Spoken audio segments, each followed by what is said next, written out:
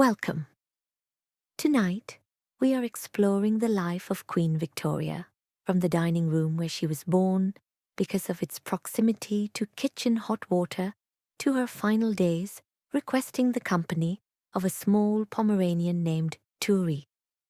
This is the story of a sheltered girl raised in deep isolation who grew to preside over an empire spanning a fifth of the planet. Her private grief and stubborn will reshaped the public face of a modern monarchy. If you enjoy these slow journeys through history, please like, subscribe, or leave a quiet thought below. For now, settle into your pillow. Let the shoulders soften, let the breathing slow and lengthen. Let's begin. It is the 24th of May, 1819. The air inside Kensington Palace in London holds a temperature of roughly 50 degrees Fahrenheit. A cold draft moves through the narrow gaps in the wooden window frames. Tallow candles burn on silver stands placed along the walls. The burning wax fills the corridors with the smell of rendered animal fat and scorched cotton wicks. The flames project yellow light onto the oak floorboards. It is 15 minutes past 4 in the morning. 4 maids walk rapidly up the main wooden staircase. They wear long wool dresses and white cotton aprons. Their leather-soled shoes strike the wooden steps, producing a steady, rhythmic sound. Each maid grips a large copper jug by a thick iron handle. The copper surfaces reflect the yellow light from the candles. Boiling water fills the jugs to the brim. Steam rises from the spouts, carrying the smell of hot water into the dark hallway. The steam hits the cold air and forms a white mist. The maids turn right at the top of the stairs and walk toward the dining room. The Duke and Duchess of Kent occupy this room for the delivery because of its physical location. The dining room sits directly above the palace kitchens. The physical distance from the cast iron kitchen stoves to this room measures only 30 feet. Servants carry the heavy jugs of boiling water up one single flight of stairs. They bypass the long, drafty corridors leading to the standard sleeping quarters. The maids open the tall wooden door and enter the dining room. A heavy mahogany dining table sits pushed against the far wall, covered with a white cotton cloth. Silver basins and stacks of clean linen towels rest on top of the table. A wooden bed frame occupies the center of the room. A thick feather mattress rests on the frame. Marie-Louise Victoire, the Duchess of Kent, lies on her back on top of the mattress. White linen sheets cover her legs. Sweat beads on her forehead and runs down her neck. Her dark hair sticks to her skin. She inhales sharply through her mouth and exhales in short, heavy bursts. The room smells of sweat, iron, and damp wool. A midwife wearing a grey cotton dress stands at the foot of the bed. Her sleeves are rolled up to her elbows. Her hands drip with water. Edward, the Duke of Kent, stands near the window. He wears a dark wool coat and a high, stiff collar. His hands remain clasped behind his back. He watches the midwife. He watches his wife. His chest expands and contracts. The maids approach the mahogany table. They tilt the copper jugs. The boiling water pours into the large silver basins. The water hits the metal with a loud splashing sound. Heat radiates from the basins, raising the temperature of the air in the immediate vicinity. One maid dips a folded linen towel into the hot water. She twists the fabric tightly until the excess water drips back into the basin. She carries the steaming towel to the midwife. At exactly 4:15, the Duchess pushes. A baby girl emerges. The midwife catches the infant in her bare hands. The baby's skin appears deep red and covered in a thick white fluid. The midwife uses the warm, damp towel to wipe the infant's face and back. The friction of the coarse cloth moves across the baby's skin. The infant opens her small mouth. A loud, high-pitched cry fills the room. The sound bounces off the plastered walls, the glass window panes, and the wooden furniture. The Duke of Kent drops his shoulders. He exhales a long, audible breath. The Duchess closes her eyes. She rests her head flat against the pillows. Her breathing slows down. The intense physical movement stops. The midwife uses a sharp steel blade to sever the umbilical cord. She wraps the baby girl in a dry, thick white linen blanket. She folds the edges of the cloth over the baby's chest. The infant continues to cry. Her tiny chest expands and contracts as she pulls the cool indoor air into her lungs. The Duke steps away from the window and walks toward the bed. He looks down at the wrapped infant. This baby girl receives the name Alexandrina Victoria. She weighs exactly 7 pounds. She measures 20 inches from the top of her head to the heels of her feet. She possesses blue eyes and fine, light-colored hair. At this exact moment, she occupies the 5th position in the line of succession to the British throne. 4 men stand between this newborn girl and the crown. Her grandfather, King George III, holds the throne. His eldest son, the Prince Regent, holds the 1st position in line. The Duke of York holds the 2nd position. The Duke of Clarence holds the 3rd position. Her father, the Duke of Kent, holds the 4th position. The physical borders of the British Empire enclose land masses across North America, the Caribbean Sea, the continent of Africa, and the Indian subcontinent. The people living within those territories make up roughly 18% of the total global population. Millions of men, women, and children walk on dirt roads, harvest crops, and sleep in wooden beds, separated from this London dining room by thousands of miles of ocean water. The baby girl stops crying. She closes her eyes and sleeps. Her breathing establishes a steady rhythm. The maids lift the empty copper jugs and walk back out of the room. Their leather shoes strike the wooden floorboards as they descend the staircase. The sound fades away. The Duke sits in a wooden chair beside the bed. The room remains quiet. The tallow candles crackle. The Duchess breathes slowly. 2 years prior, Princess Charlotte died in a bedchamber. King George III's aging sons stopped visiting their mistresses. They travelled across Europe and signed marriage contracts with royal brides. Out of the 15 children born to King George, the number of legitimate living grandchildren stood at exactly 2 upon Victoria's birth. Her cousin, Prince George, breathed his first breath just 2 months prior. The infant princess sleeps soundly on the feather mattress, surrounded by older men, waiting to see who will outlive the rest. It is August of 1819. The temperature inside Kensington Palace measures 75 degrees Fahrenheit. Sunlight enters through the tall glass window panes and creates bright rectangular shapes on the oak floorboards. Dust particles float slowly within the shafts of light. The smell of dried lavender and beeswax hangs in the still air. In the center of the nursery room sits a carved mahogany cradle. A canopy of green silk hangs suspended above it from a brass hook.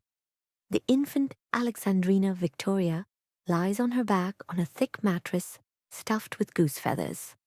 White linen blankets cover her body up to her chin. Her chest rises and falls at a steady rate of 40 breaths per minute. Her eyes remain closed. Her skin appears pink and feels warm to the touch. 2 years before this warm summer afternoon, a different young woman lay on a large bed in Claremont House. Her name was Princess Charlotte. Blood soaked her white bed linens. Her physician pressed his fingers against the skin of her wrist.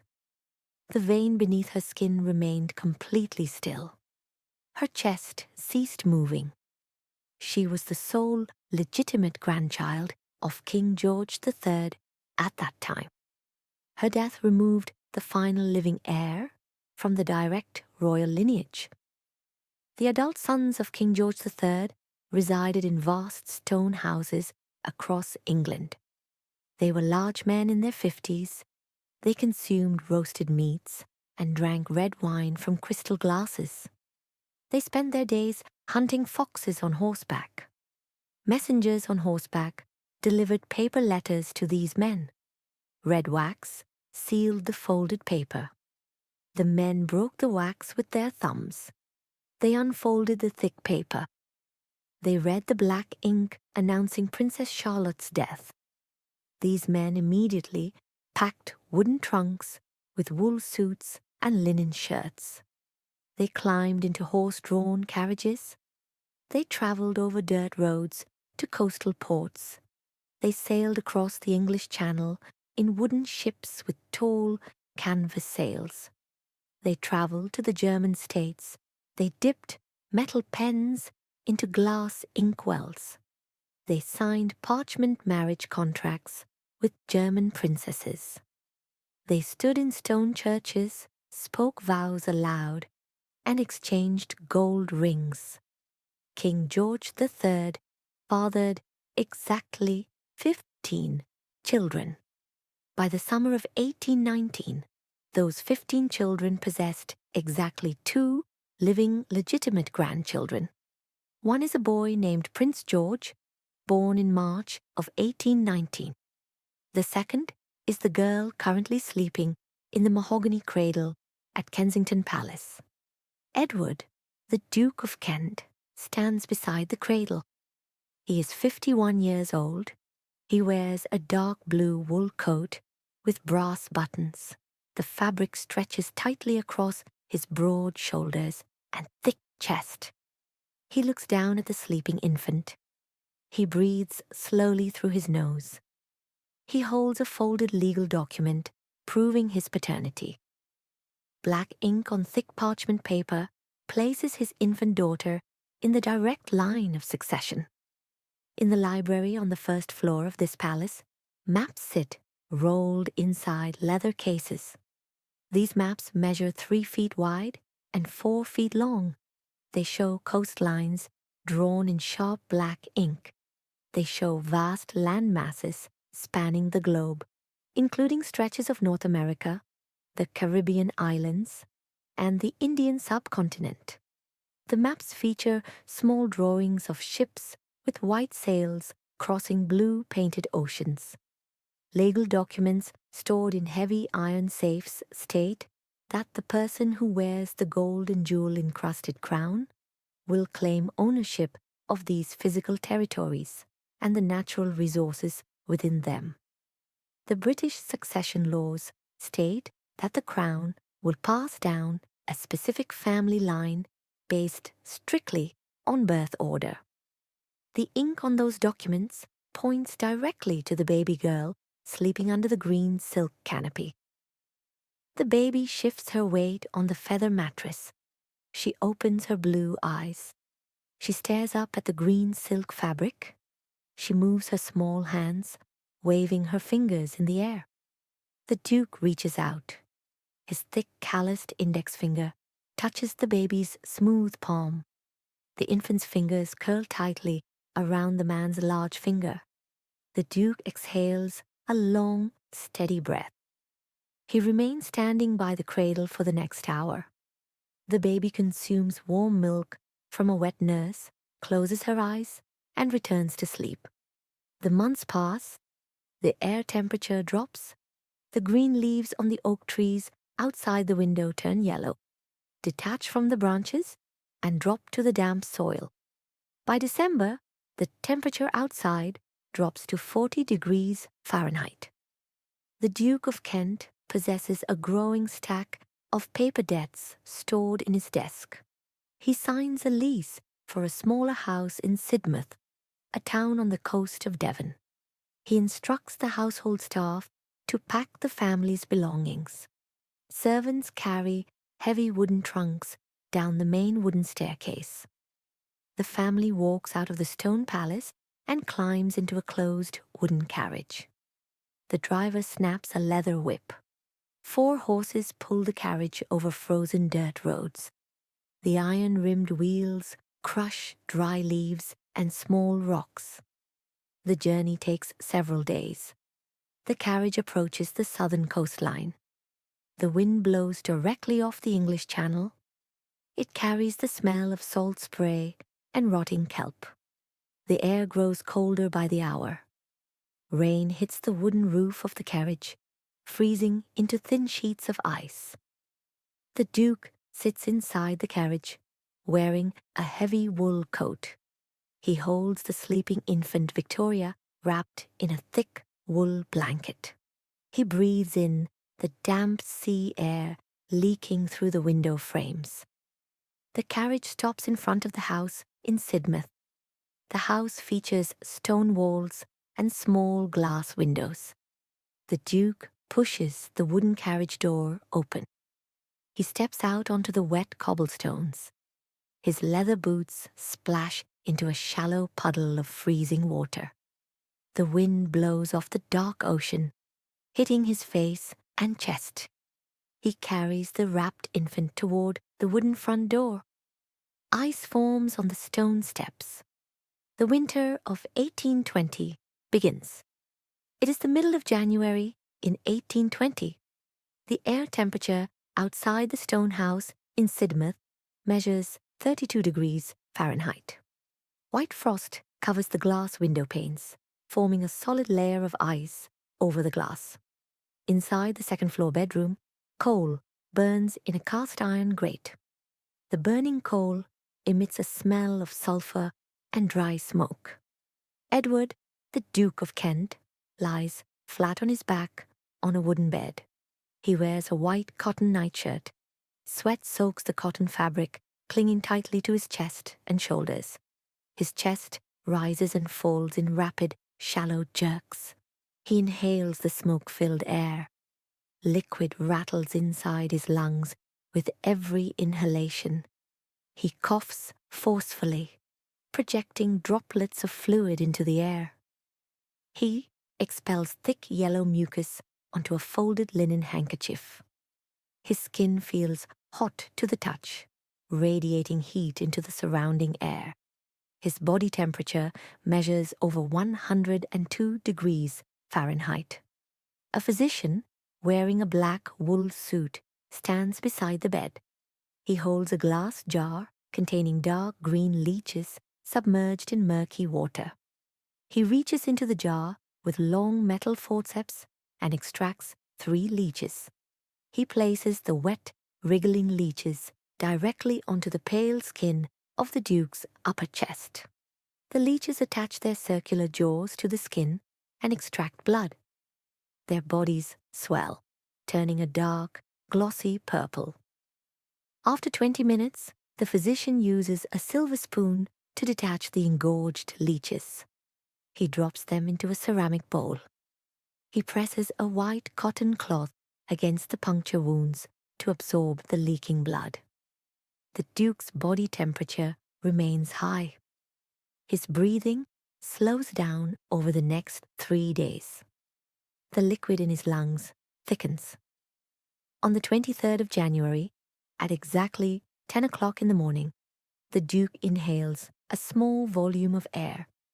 He exhales, his chest rests completely still.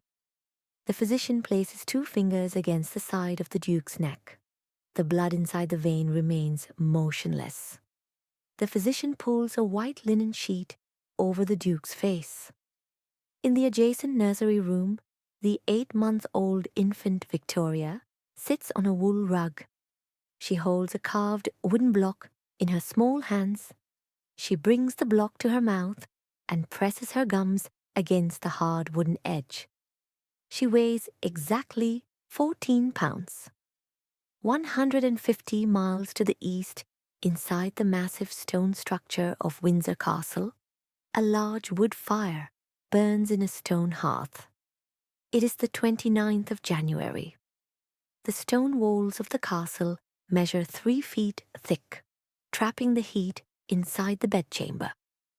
King George III sits in a padded velvet armchair. He wears a heavy purple velvet robe over thick wool trousers.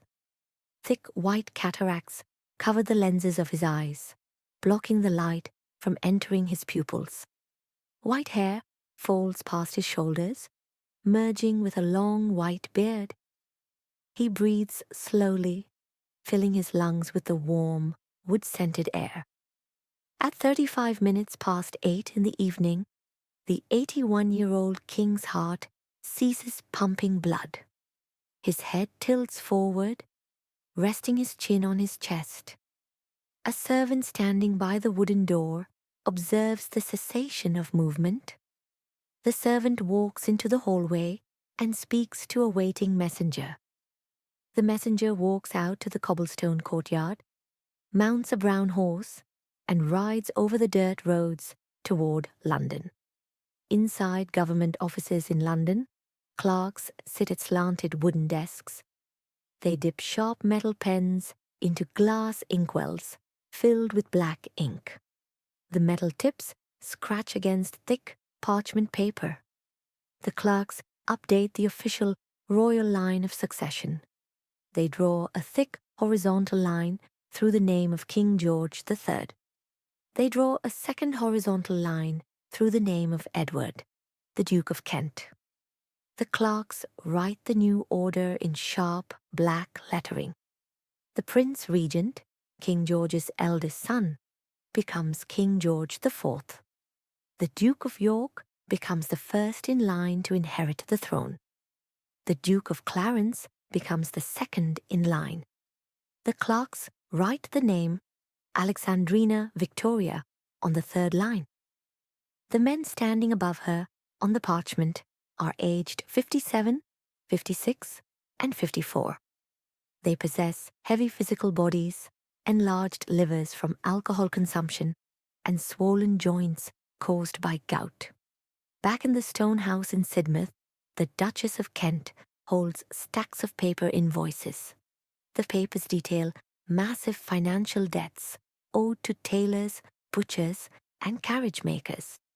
The numbers written in black ink measure thousands of pounds more than the amount of gold coins stored in her wooden lockboxes.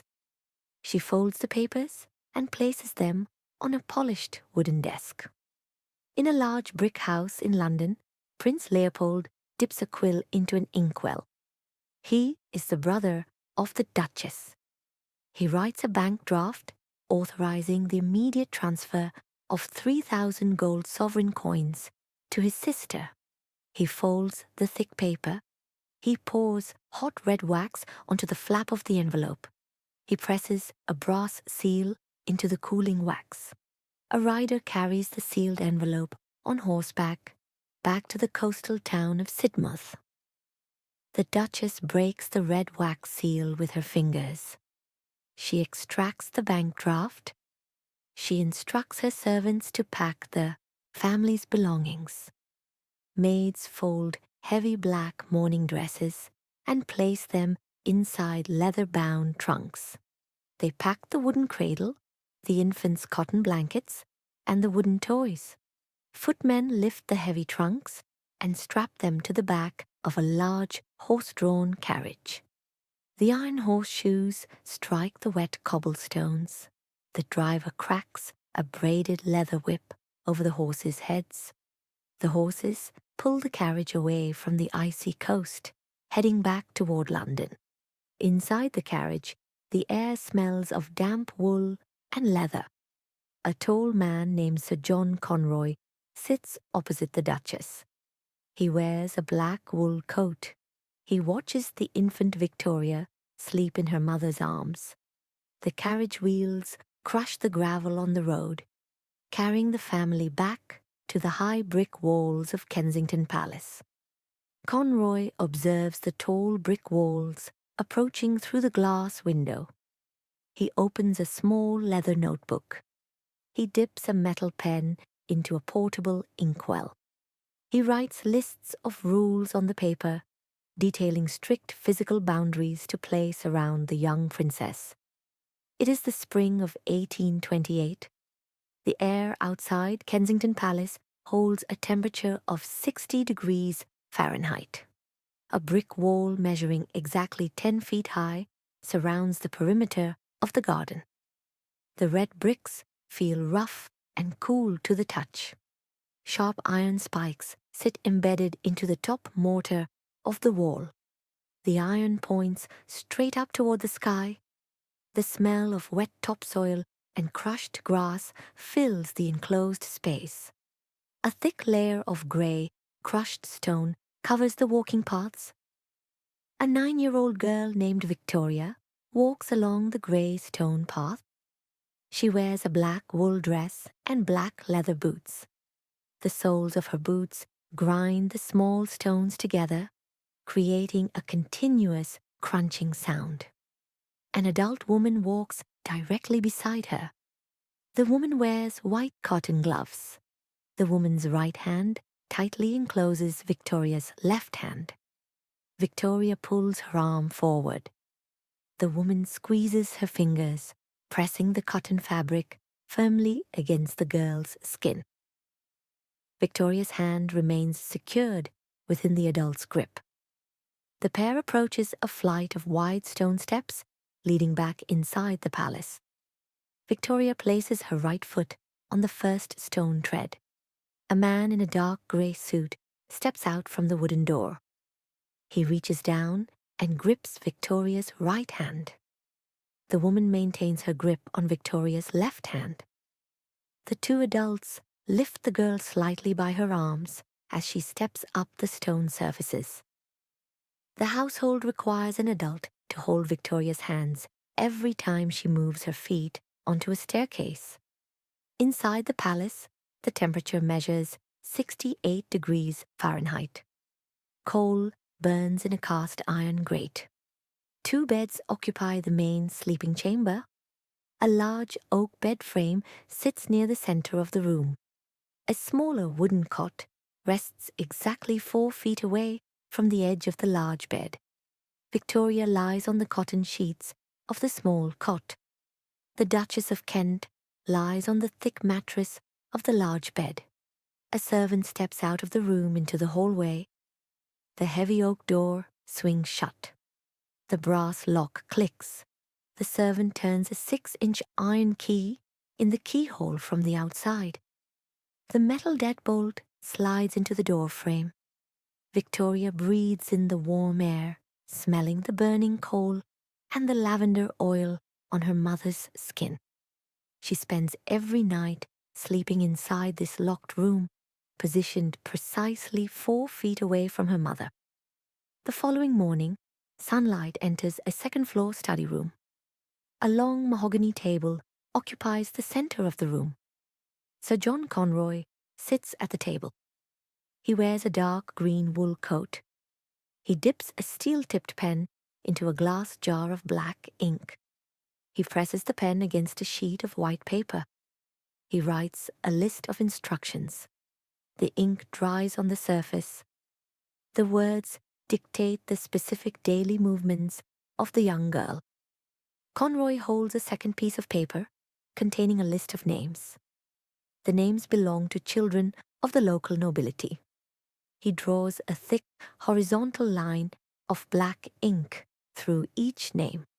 He hands the paper to the Duchess of Kent. She looks at the lines.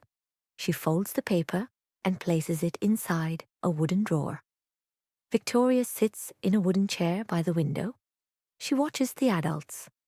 She spends her entire day in the presence of adult tutors, governesses, and guards. She speaks to adults. She listens to adults. She eats her meals with adults. At noon, Victoria sits at the dining table.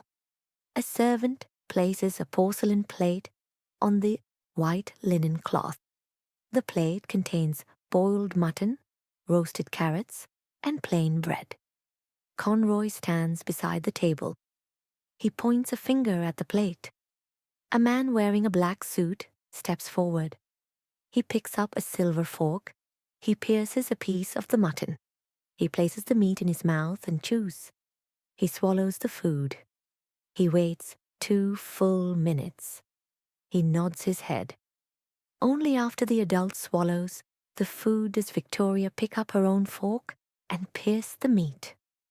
Conroy walks across the oak floorboards. His leather boots produce heavy thudding sounds. He stands directly in front of Victoria.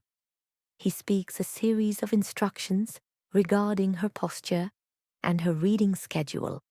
Victoria remains in her chair. Her jaw muscles tighten, pulling her teeth together. She locks her blue eyes onto Conroy's face. She blinks slowly. She keeps her lips pressed completely together. She exhales through her nose. The silence in the room stretches for 60 seconds. Conroy turns and walks out the door. Victoria maintains her physical position until the sound of his boots fades down the hallway. The continuous physical control over her movements causes the girl to lock her joints and clench her jaw whenever Conroy enters the room. Victoria sits on the wool rug in the corner of the room. She holds a small wooden doll measuring exactly 6 inches tall. The doll features painted black eyes and a dress made of scrap silk. She holds a second wooden doll in her left hand. She lines the 2 dolls up on the edge of the rug. She reaches into a woven basket and pulls out a third doll. She repeats this motion until 132 wooden figures stand in precise rows on the wool fibers. A King Charles Spaniel named Dash sleeps near the hearth. The dog's brown and white fur rises and falls with his breathing. Victoria presses her hand against the dog's warm back. She rubs the fur between her fingers. The heavy oak door opens. A woman walks into the room. She wears a dark grey wool dress with a high collar. Her leather shoes step softly on the floorboards.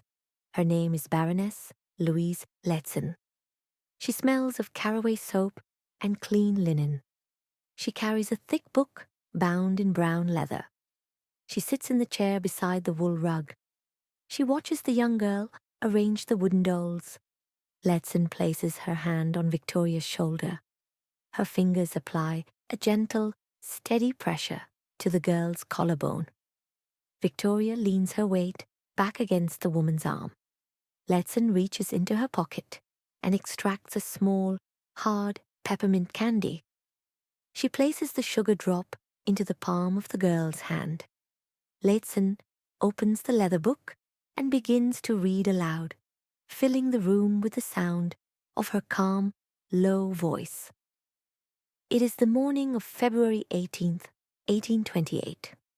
The air outside Kensington Palace holds a temperature of 35 degrees Fahrenheit.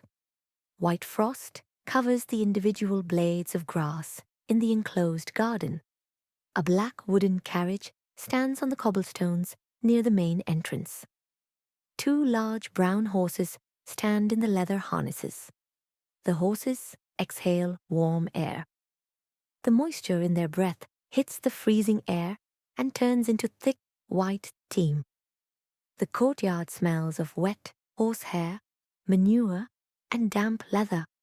Princess Feodor, Victoria's older half-sister, walks out of the oak doors. Feodor is 20 years old.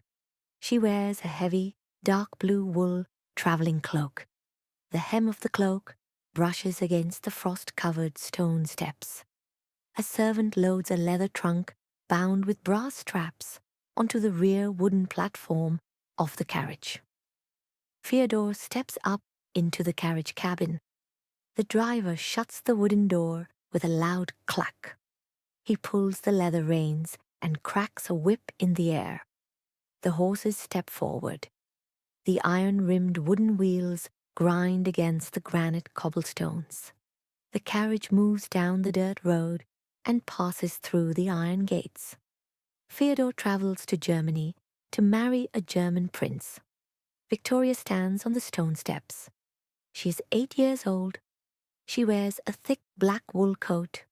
Her leather boots rest flat on the cold stone. Baroness Louise Lehzen stands directly beside her. Lehzen wears a plain grey wool dress with a high collar. She smells of peppermint oil and caraway soap. Lehzen reaches down and holds Victoria's hand.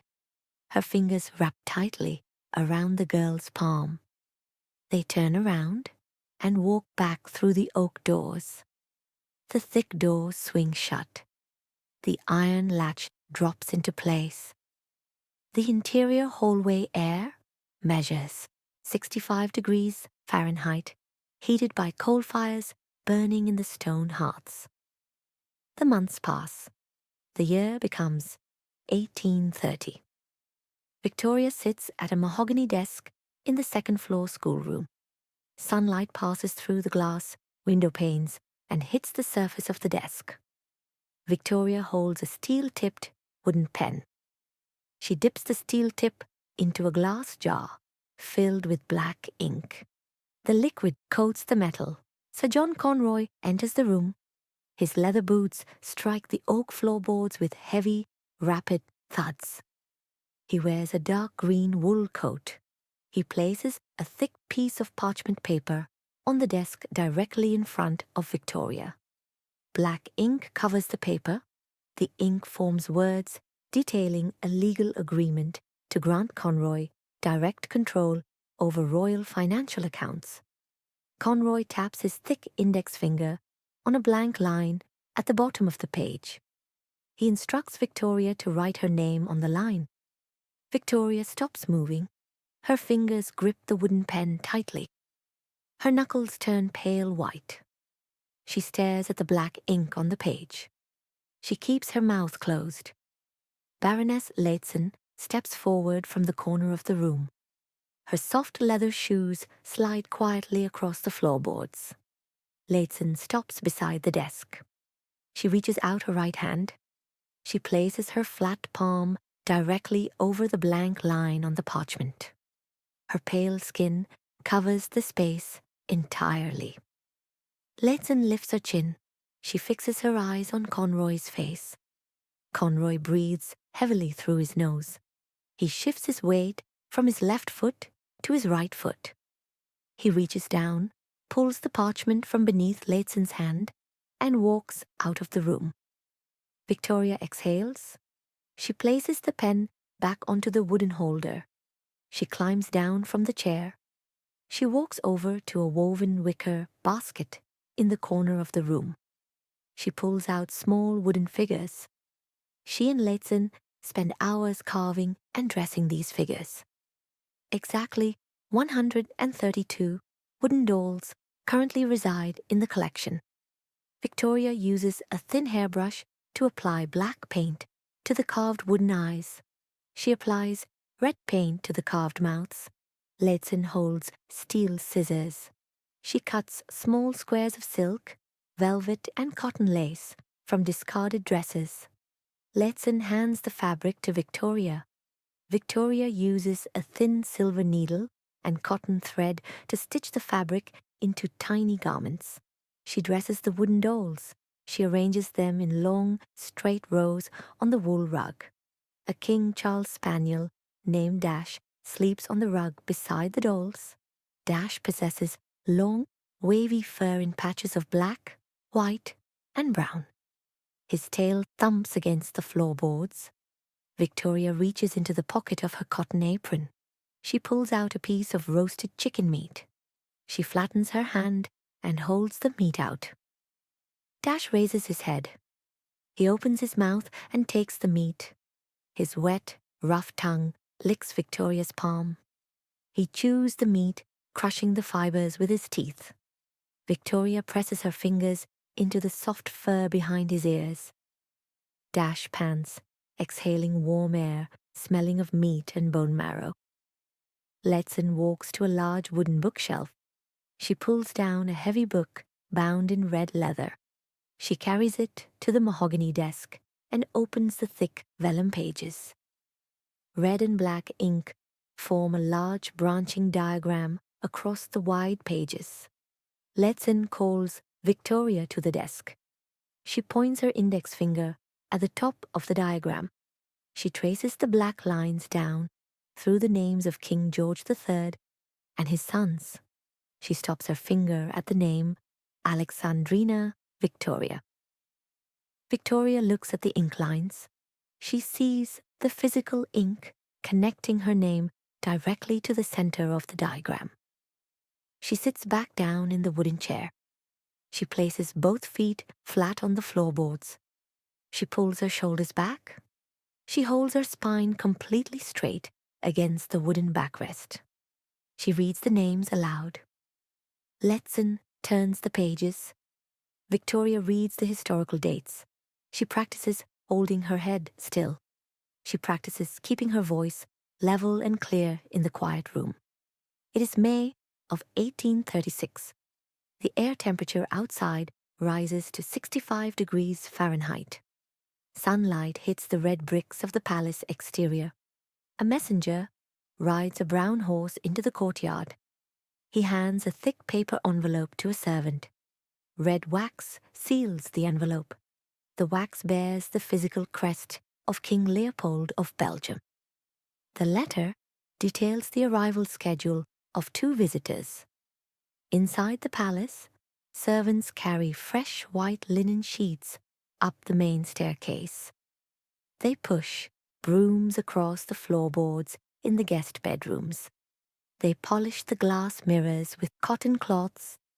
2 princes from the German state of Saxe-Coburg and Gotha travel across the English Channel in a wooden ship. It is the 18th of May, 1836. The air temperature outside Kensington Palace measures 68 degrees Fahrenheit. Sunlight hits the dirt paths and the green leaves of the oak trees. Dust particles rise into the air. 4 brown horses pull a black wooden carriage down the road. The iron-rimmed wheels crush the loose gravel and strike the granite cobblestones of the courtyard. The carriage comes to a complete stop at the base of the stone steps. A footman, wearing a red wool coat, pulls the brass handle on the carriage door. The wooden door swings open. Prince Ernest steps down onto the stones. Prince Albert follows him. Albert is 16 years old. He measures 5 feet and 10 inches tall. He wears a dark blue wool coat with silver buttons. The smooth metal buttons reflect the bright sunlight. He breathes in the air, pulling the smell of wet stone, crushed grass, and horse manure into his lungs. Inside the palace drawing room, the air temperature measures 70 degrees Fahrenheit. A coal fire burns in the marble hearth. The smell of burning coal and beeswax candles fills the enclosed space. Victoria stands on the center of a large woven wool rug. She is 16 years old. She wears a pink silk dress. The silk fabric rustles, producing a soft scratching sound as she shifts her weight from her left foot to her right foot. The heavy wooden doors open. Sir John Conroy announces the princes. The 2 young men walk across the oak floorboards. Their leather boots produce dull thuds on the wood. Albert stops exactly 3 feet in front of Victoria. He bends his waist at a 45-degree angle. He lowers his head. He stands back up. Victoria looks directly at Albert's face. He possesses broad shoulders and brown hair parted on the left side of his head. His eyes reflect blue light. The muscles in his jaw remain relaxed. His skin appears clear and pale. 200 miles away, inside a stone palace in Belgium, King Leopold sits at a mahogany desk. He dips a steel pen into a glass jar of black ink. He presses the wet metal tip to thick parchment paper. He writes letters to Victoria and to the prince's father. The dried ink on the paper details a specific plan to bring these young cousins into the exact same physical space. The paper rests inside a locked leather drawer. Back in the Kensington Palace drawing room, Albert walks to a large wooden piano in the corner. He pulls out a wooden bench and sits down. He places his fingers on the white ivory keys. He presses the keys down. Small wooden hammers covered in felt strike the metal strings inside the heavy wooden cabinet. Sound waves travel through the air.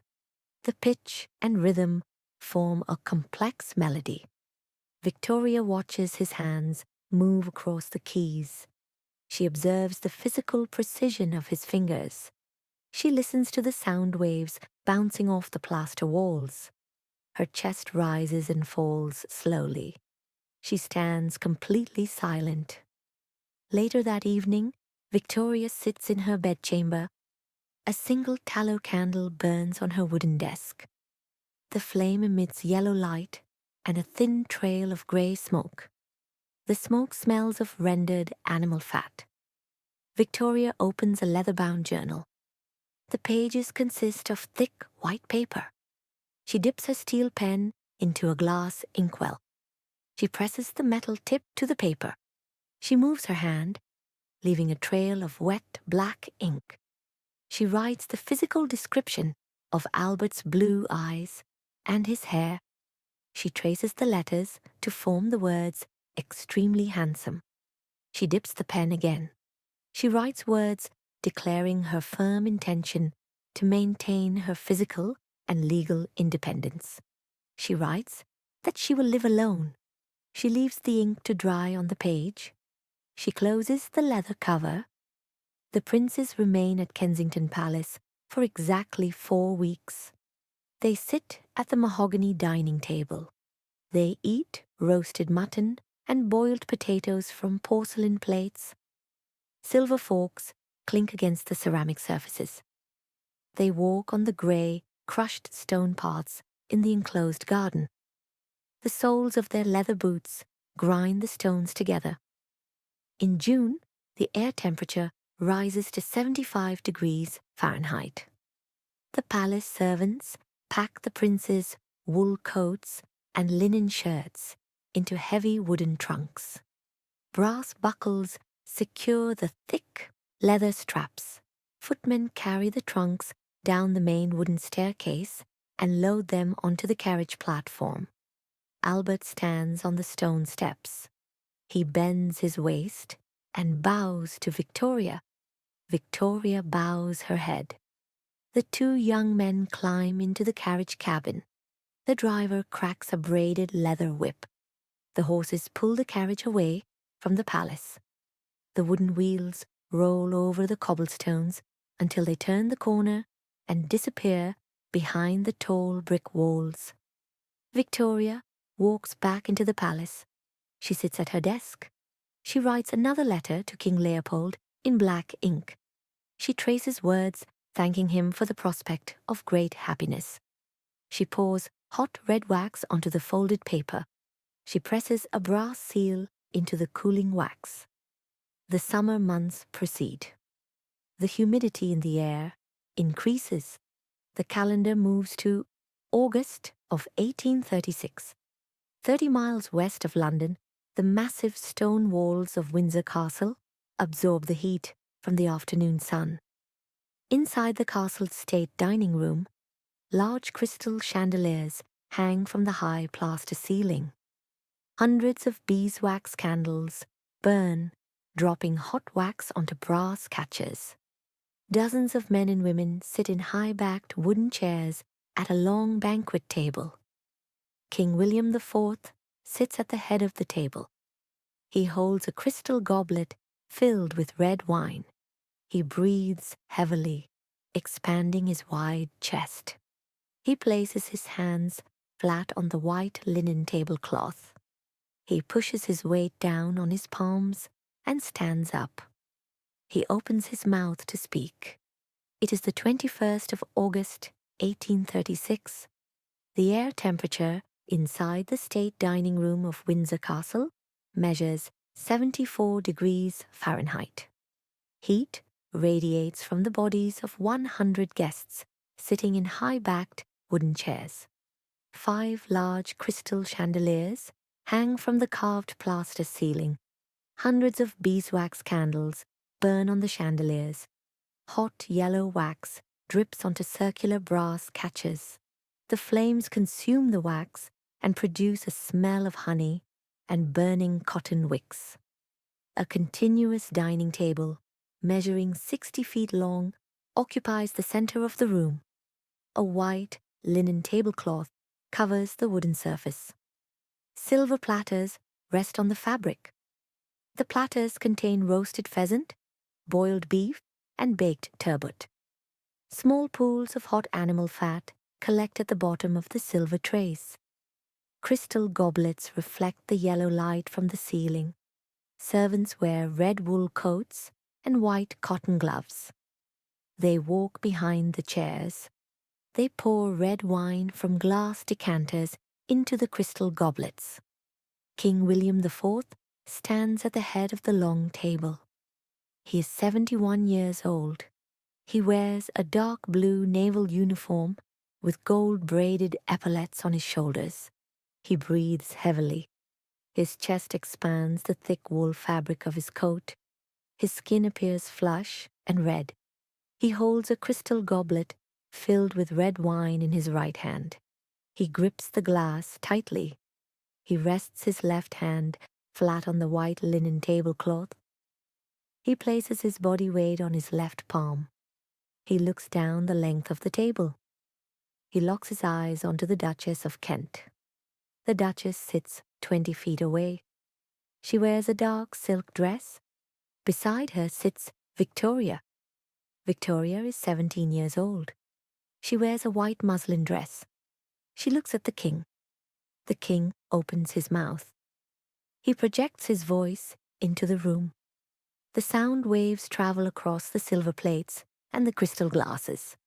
He speaks directly to the assembled politicians, military officers, and family members. He states his precise physical intention.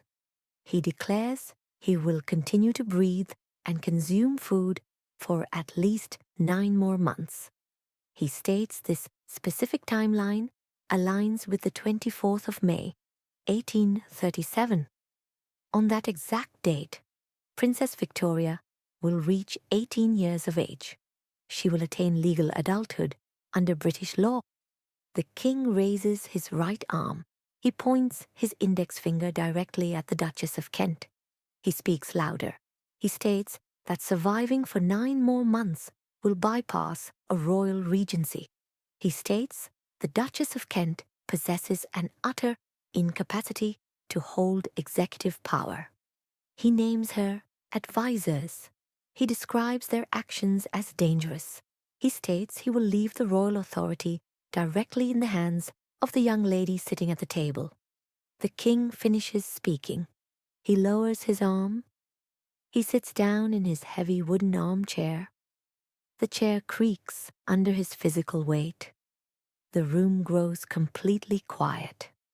The guests stop moving their hands. The servants stand still against the plaster walls. The sound of silver forks scraping against porcelain plates ceases entirely. The guests look at the tablecloth. They keep their lips pressed together. Victoria sits in her wooden chair. The muscles in her face contract. Clear saline fluid pools in the corners of her blue eyes. The liquid volume increases until it spills over her lower eyelids. The salty water runs down her warm cheeks. Her chest heaves upward and downward in rapid, shallow movements. She reaches into her sleeve. She extracts a small square of white linen cloth. She presses the cloth against her eyes and cheeks. The dry linen absorbs the saline fluid. She keeps her head bowed toward the table. The Duchess of Kent sits rigidly. Her spine forms a perfectly straight, vertical line against the back of her chair. She grips the edge of the dining table. The skin over her knuckles stretches tight and turns pale white. She stares straight ahead at the plaster wall. The banquet concludes. The guests push their chairs back from the table. The wooden legs scrape against the oak floorboards. The guests walk out of the large double doors. The servants clear the half-eaten roasted meats and empty the wine glasses into lead buckets. The earth rotates, the calendar pages turn. The month of August transitions into September, then October, and then November. The angle of the sun shifts lower in the sky. The air temperature outside Windsor Castle drops from 70 degrees down to 30 degrees Fahrenheit. Frost forms on the stone battlements. Snow falls from the grey clouds and accumulates on the gravel paths. Inside the castle, King William remains in his private apartments. Coal burns continuously in the marble fireplaces. Servants carry scuttles of black coal up the stone stairs every 4 hours. The king breathes the warm, dry air. He sits in his padded armchair. He drinks warm broth from ceramic mugs. He instructs his physicians to monitor his pulse. He concentrates on the physical rhythm of his heart and lungs. He forces his body to consume calories and rest. The winter passes, the frozen ground thaws. The oak trees outside the castle walls sprout green leaves. The calendar reaches the 24th of May, 1837. The king wakes up in his bed. He breathes in and out. His heart circulates blood through his veins. Princess Victoria wakes up inside Kensington Palace. She turns 18 years old. The mathematical requirement reaches fulfillment. The month of June begins. The air temperature rises to 65 degrees. The king remains inside his bedchamber at Windsor Castle. His breathing becomes shallow. The rhythm of his heartbeat slows down. Fluid pools in his lower extremities. His physical mass rests on the feather mattress. Royal physicians stand by the edges of the bed. They hold gold pocket watches in their palms. They watch their second hands tick forward. It is the 19th of June. The Archbishop of Canterbury and the Lord Chamberlain wait in a wood-panelled antechamber. They wear heavy dark coats. They sit on wooden benches. They look at the closed oak door of the king's bedchamber. Down in the cobblestone courtyard, 2 brown horses stand fully saddled. Stable boys hold the leather reins. The horses stamp their iron-shod hooves against the granite stones. The riders wait for a specific physical signal to mount the horses and ride through the darkness toward Kensington Palace. It is the 20th of June, 1837. The time is exactly 15 minutes past 5 in the morning. The air temperature outside Kensington Palace measures 52 degrees Fahrenheit. The sun rests below the horizon. Grey light filters through the low clouds. The smell of damp soil and wet granite cobblestones fills the courtyard. 2 brown horses pull a black wooden carriage up to the main entrance. The iron horseshoes strike the stones. The driver pulls the thick leather reins. The horses stop moving. Lord Conyngham, the Lord Chamberlain, and William Howley, the Archbishop of Canterbury, step down from the carriage. They wear thick black wool coats. Their leather boots splash into shallow puddles of rainwater. Conyngham walks up the wide stone steps. He grips a heavy brass knocker attached to the oak door. He lifts the brass ring and strikes it against the metal plate. The sharp, heavy sound echoes across the courtyard. He lifts the ring and strikes it a second time. Then, Isi-yoi-i, third time. Inside the palace, a porter sleeps on a small wooden bench near the entrance. The sound of the brass knocker travels through the wood and enters his ears. He sits up. He rubs his eyes. He walks to the door. He slides a thick iron bolt horizontally out of its metal bracket. He turns the brass handle and pulls the heavy oak door open. Cunningham and Howley step into the hallway. They request an immediate physical audience with the princess. A maid, wearing a grey cotton dress, walks rapidly up the main wooden staircase. Her leather shoes create soft thuds on the floorboards. She stops in front of the Duchess of Kent's bedchamber. She knocks her knuckles against the wooden panels. The door opens. The maid speaks directly to the Duchess. Victoria wakes up on her small wooden cot. She breathes the indoor air, which smells of burning coal and stale lavender oil. She pushes the heavy wool blankets down to her waist. She swings her legs over the side of the mattress. Her bare feet touch the cold oak floorboards. She stands up. She reaches for a white cotton dressing gown. She pulls the fabric over her shoulders and ties a cotton belt around her waist. She slips her feet into leather slippers. Victoria walks out of the bedroom and enters the adjacent sitting room. Cunningham and Howley stand in the center of the room. The men look at the 18-year-old girl in her white dressing gown.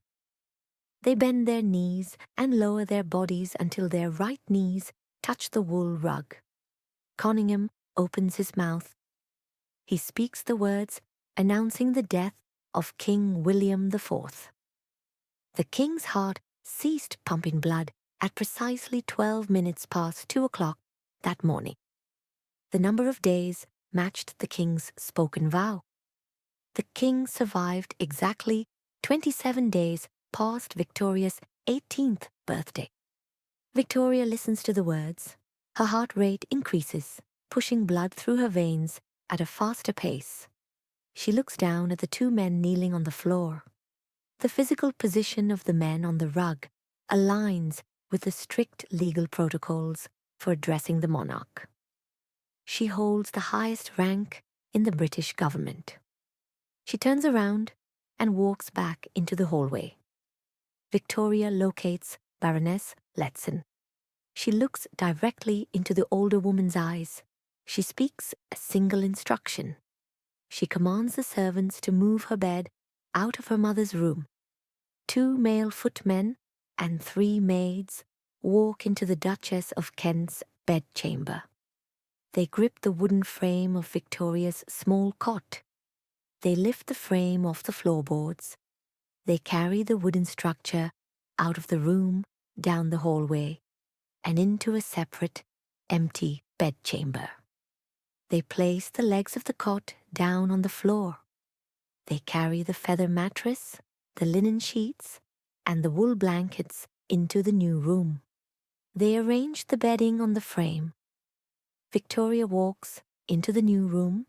She closes the heavy oak door. She pushes the iron lock into place. The metal mechanism clicks. She stands completely alone in the enclosed space. She sits on the edge of the mattress. She breathes the still air.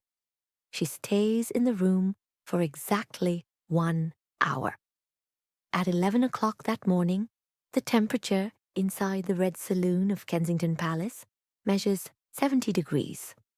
Sunlight streams through the tall glass windows, illuminating the red silk wallpaper.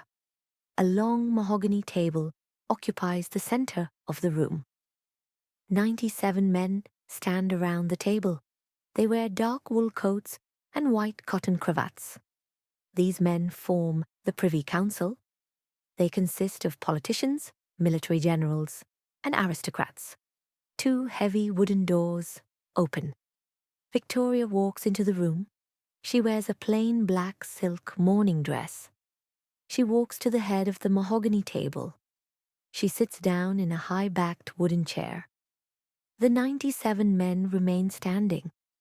A clerk places a stack of parchment documents on the table in front of her. He sets a glass jar of black ink and a steel-tipped wooden pen beside the paper. The top document contains the official proclamation of her accession. The clerk points his finger at the line containing the name Alexandrina Victoria. Victoria picks up the pen. She dips the steel tip into the black ink. She presses the metal against the paper. She traces the letters to form her signature. She writes only the word Victoria.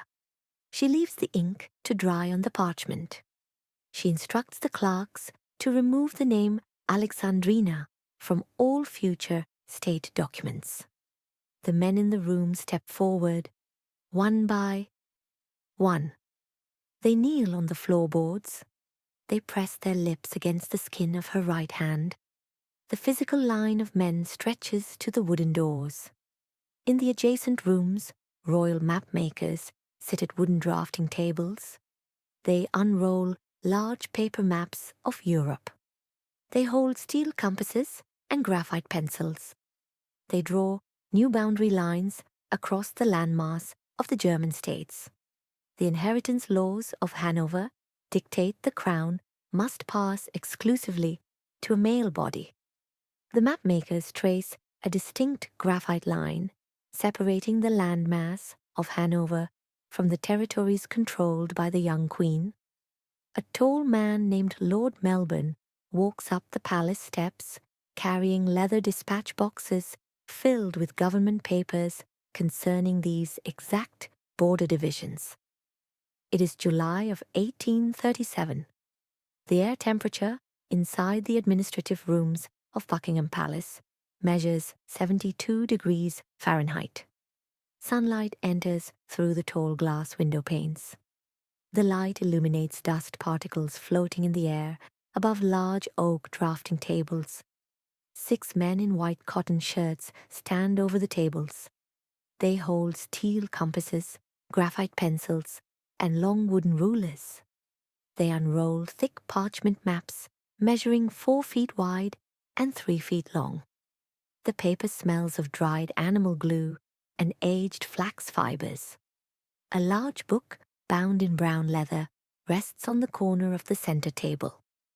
Black ink on the thick vellum pages details the Salic law of succession.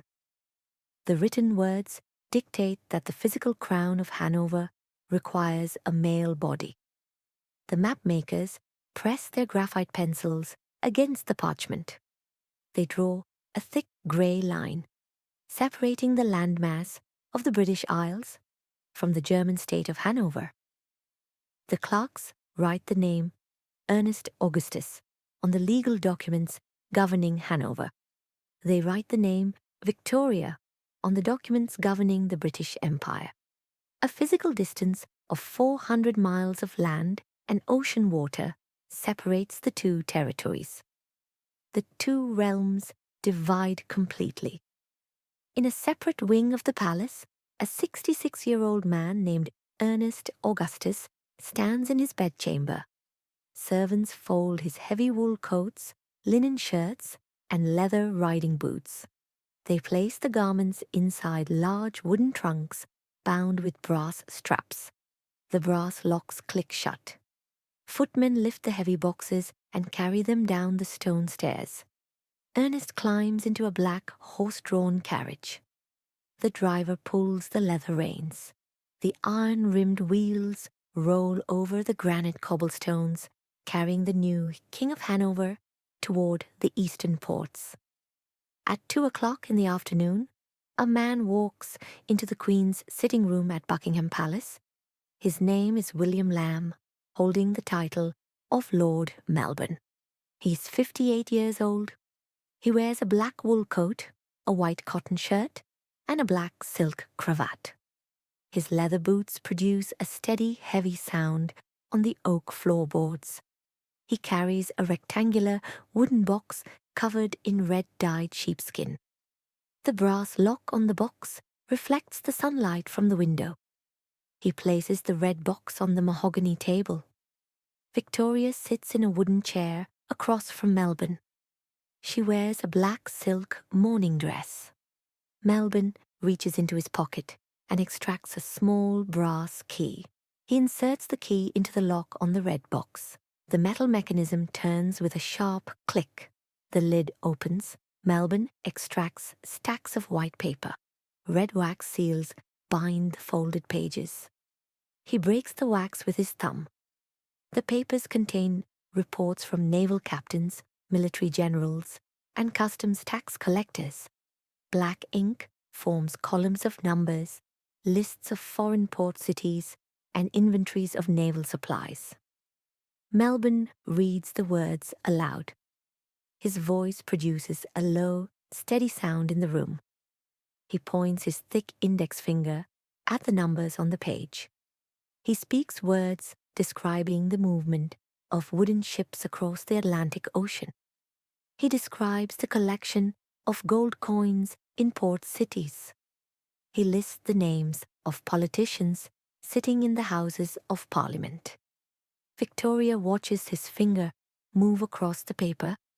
She keeps her lips pressed together. She breathes slowly. She dips her steel-tipped pen into a glass inkwell. She presses the metal tip to the bottom of the paper. She traces the letters of her name, applying wet black ink to the dry paper. She moves the signed document to a finished stack on her left.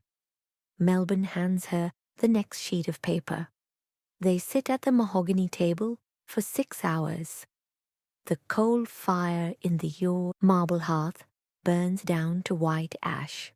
The room temperature drops to 65 degrees. The sun lowers below the horizon, casting grey shadows across the walls. A servant walks into the room holding a long wooden stick with a lit wax taper at the end. The servant touches the flame to the tallow candles on the silver stands. The smell of burning wax fills the space. Melbourne sits exactly 2 feet away from Victoria. He hands her another document. The repetitive physical motion of passing the paper and signing the name continues. Melbourne visits the palace every single day. He arrives at the building at 2 o'clock every afternoon. He opens the red box. He speaks the reports aloud. This sequence of physical events occurs 7 days a week. He stands beside her as she observes the physical mechanisms of managing the territory. The seasons change. The cold winter rain turns into warm spring sunlight. The calendar reaches June of 1838. Palace clerks write lists of instructions on thick paper to prepare for a large public ceremony. Inside a London workshop, metalworkers stand over hot brick furnaces. The air in the shop reaches 90 degrees Fahrenheit. The smell of melting gold and burning coal fills the space. A jeweler holds a heavy gold ring with iron tongs. He lowers the heated metal onto a steel anvil. He uses a steel hammer to shape the gold. The traditional St. Edward's crown weighs exactly 4.9 pounds. The royal physicians evaluate the density of the metal. They calculate the physical strain on the muscles in the 19-year-old queen's neck. Palace clerks order the construction of a new headpiece. A servant carries a piece of white cotton string into Victoria's sitting room. He wraps the string around her head, resting it just above her ears. He marks the circumference with a dab of black ink. He carries the string back to the workshop. The jewelers use this specific measurement to build a new frame from silver and gold. They arrange precise piles of precious stones on their wooden workbenches. They hold steel tweezers.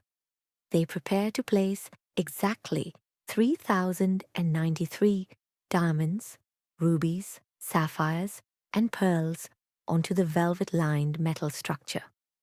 The specific calendar date for the coronation approaches rapidly.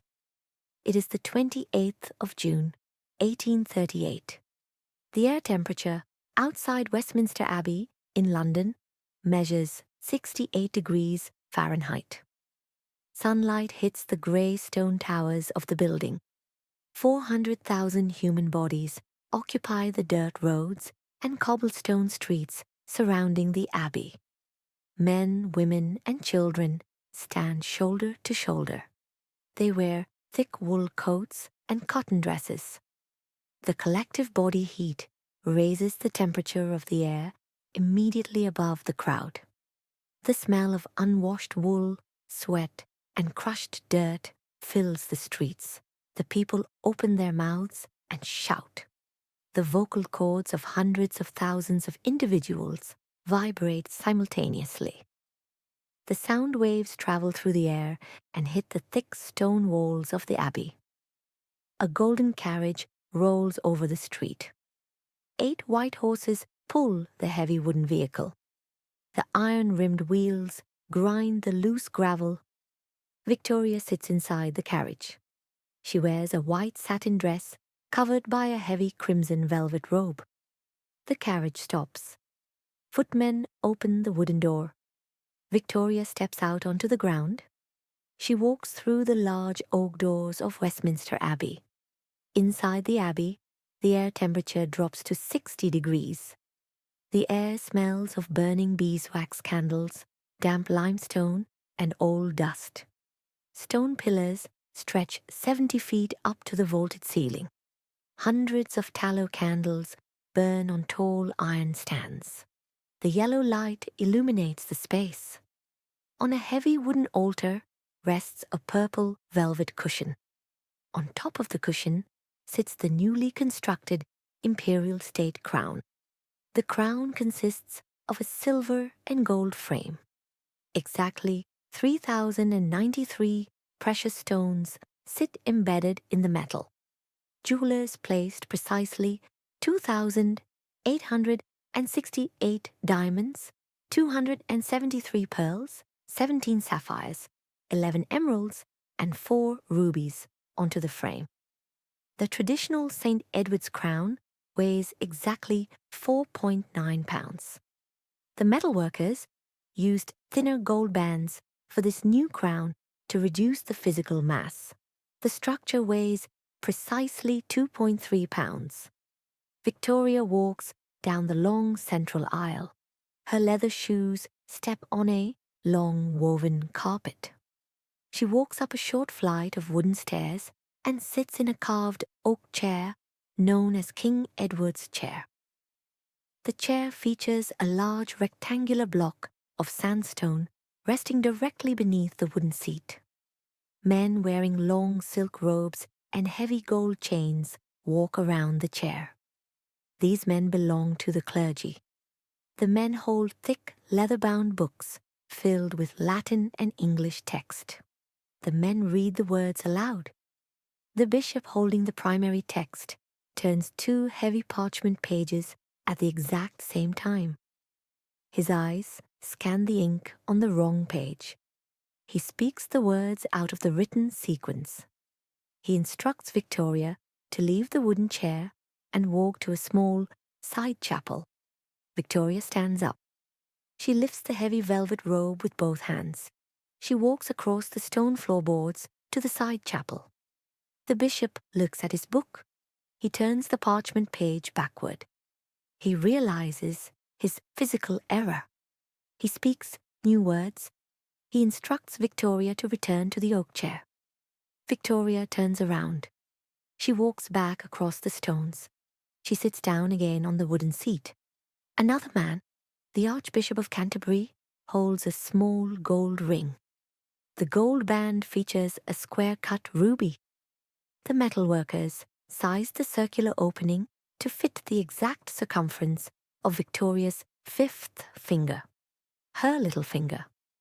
The written instructions on the parchment state the ring belongs on the 4th finger. The Archbishop approaches Victoria. He grips her right hand. He presses the small gold ring against the tip of her 4th finger. The circumference of the metal ring measures smaller than the circumference of her finger joint. The Archbishop pushes the gold band downward. The rigid metal scrapes against the skin. The friction compresses the tissue. He forces the ring completely over the knuckle. The gold band locks tightly at the base of her finger. The trapped blood inside the capillaries causes the skin to swell and turn dark pink. Victoria keeps her mouth closed. She holds her right hand perfectly still on her lap. The Archbishop lifts the imperial state crown off the velvet cushion. He holds the metal frame with both hands.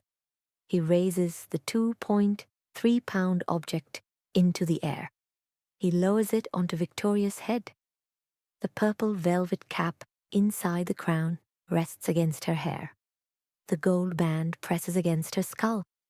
Light from the beeswax candles hits the facets of the 3,093 gems. The light reflects in multiple directions across the room. The physical movements, the spoken words, and the organ music continue for exactly 5 hours. Victoria maintains a straight spine. She breathes steadily. The ceremony concludes. Victoria stands up. She walks out of the abbey wearing the crown. The sound of the crowd outside hits her ears. Back inside Buckingham Palace, Victoria walks to a porcelain basin filled with cold water. She submerges her right hand into the water. The cold temperature reduces the swelling in her finger tissue. She grips the gold ring with her left hand. She pulls the metal band up over the swollen knuckle. She slides the ring off her finger and drops it onto the mahogany table. The gold hits the wood with a sharp click. The calendar pages turn from the summer of 1838 to the winter of 1839. The air temperature inside the palace drawing rooms drops to 50 degrees. Drafts of cold air move under the heavy oak doors. A woman named Lady Flora Hastings walks down the palace hallway. She serves as a lady-in-waiting to the Duchess of Kent. Lady Flora wears a dark wool dress. The fabric stretches tightly across her abdominal region. A prominent physical swelling protrudes from her midsection. Her leather shoes click against the oak floorboards. Palace servants and other ladies in waiting stand in the corners of the room. They turn their heads. They observe the stretched fabric over Lady Flora's abdomen. They lower their voices to whispers. They exchange words describing the physical change in her body. The sound of the whispers moves rapidly from room to room, reaching the ears of the Queen. It is the 16th of February, 1839. The air temperature inside Buckingham Palace measures 50 degrees Fahrenheit. Drops of cold rain strike the exterior glass window panes. Small streams of water run down the glass. Inside the hallways, the air smells of burning coal and beeswax. Lady Flora Hastings walks across the oak floorboards. She is 33 years old. She wears a dark blue wool dress. The fabric of her dress stretches tightly over her abdominal region. A prominent physical swelling pushes the wool fabric outward. Her leather shoes click against the wood. Other women in the corridor stop walking. They turn their heads. They observe the stretched fabric. They speak in low volumes, vibrating their vocal cords to produce quiet sounds. Victoria sits at a mahogany desk in her private sitting room. She holds a steel-tipped wooden pen. She dips the metal tip into a glass inkwell. She presses the wet steel against a sheet of thick white paper. She moves her fingers, tracing letters with black ink. She spells the name of Sir John Conroy. She spells the name of Lady Flora Hastings. She writes words linking the two names together. She writes her specific physical observation of Lady Flora's swelling. She presses a brass bell on her desk.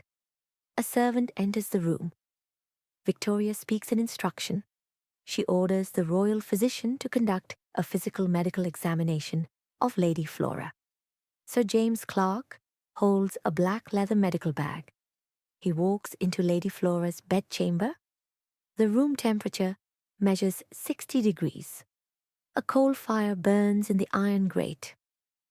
Lady Flora lies flat on her back on a feather mattress.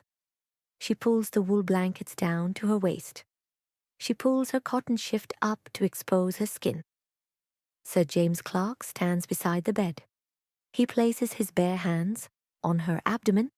He presses his fingertips into the skin and underlying muscle tissue. He applies steady downward pressure. He feels a solid, dense mass situated directly beneath the liver. The mass measures several inches across. It possesses a hard, irregular surface. He presses his fingers along the edges of the mass. He removes his hands. He instructs Lady Flora to cover herself with the blankets. Sir James Clark returns to his office. He dips a pen into an inkwell. He writes a medical certificate on a square of white paper. The black ink forms words describing the physical mass.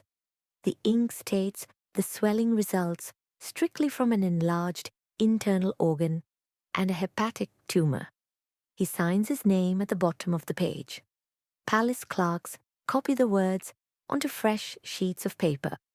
They carry the papers out of the palace. Men stand in printing shops across London. The air in the shops smells of lead dust and machine oil. The men arrange small lead blocks with raised letters into wooden frames. They roll a thick layer of black ink over the lead letters. They place large sheets of coarse paper over the ink. They turn a heavy iron crank. A flat metal plate presses the paper directly against the inked letters. They lift the paper. The black ink transfers to the paper, forming columns of readable text. The text details the medical examination. The words describe the Queen's initial written statements regarding Lady Flora. Boys stand on the cobblestone streets. They hand the printed newspapers to men and women wearing thick wool coats. The people read the words. They fold the papers. They walk toward the tall iron gates of Buckingham Palace. A black wooden carriage rolls out of the palace gates. Victoria sits inside the carriage. The people on the street bend their knees. They dig their hands into the wet dirt and puddles on the street. They close their fingers around clumps of wet mud. They swing their arms. They release the mud. The wet soil flies through the air. It strikes the black painted wood of the carriage. The mud makes sharp, slapping sounds against the wood. Brown water drips down the glass windows. Victoria sits on the velvet seat. She looks through the clear glass at the open mouths of the crowd. The calendar pages turn from February to June. Lady Flora remains in her bedchamber. The dense mass inside her abdomen increases in size. It compresses her stomach and her lungs. Her breathing becomes shallow and rapid. Her body loses physical mass in her arms and legs. Her skin turns a pale yellow hue. On the 5th of July, 1839, the electrical impulses in her heart cease. Her blood stops circulating. Her chest rests completely still. Servants wash her skin with damp cotton cloths. They place her body inside a long wooden coffin. Carpenters secure the wooden lid with iron nails. Horses pull the heavy wooden box away from the palace. 2 months prior to Lady Flora's death, in May of 1839, another sequence of physical events occurs inside the palace. The air temperature measures 65 degrees. Lord Melbourne walks into Victoria's sitting room. His leather boots move slowly across the floorboards. He carries a single folded sheet of paper. He stops in front of the mahogany desk. He hands the paper to the Queen. The black ink on the paper details a numerical count of votes cast by politicians in the House of Commons.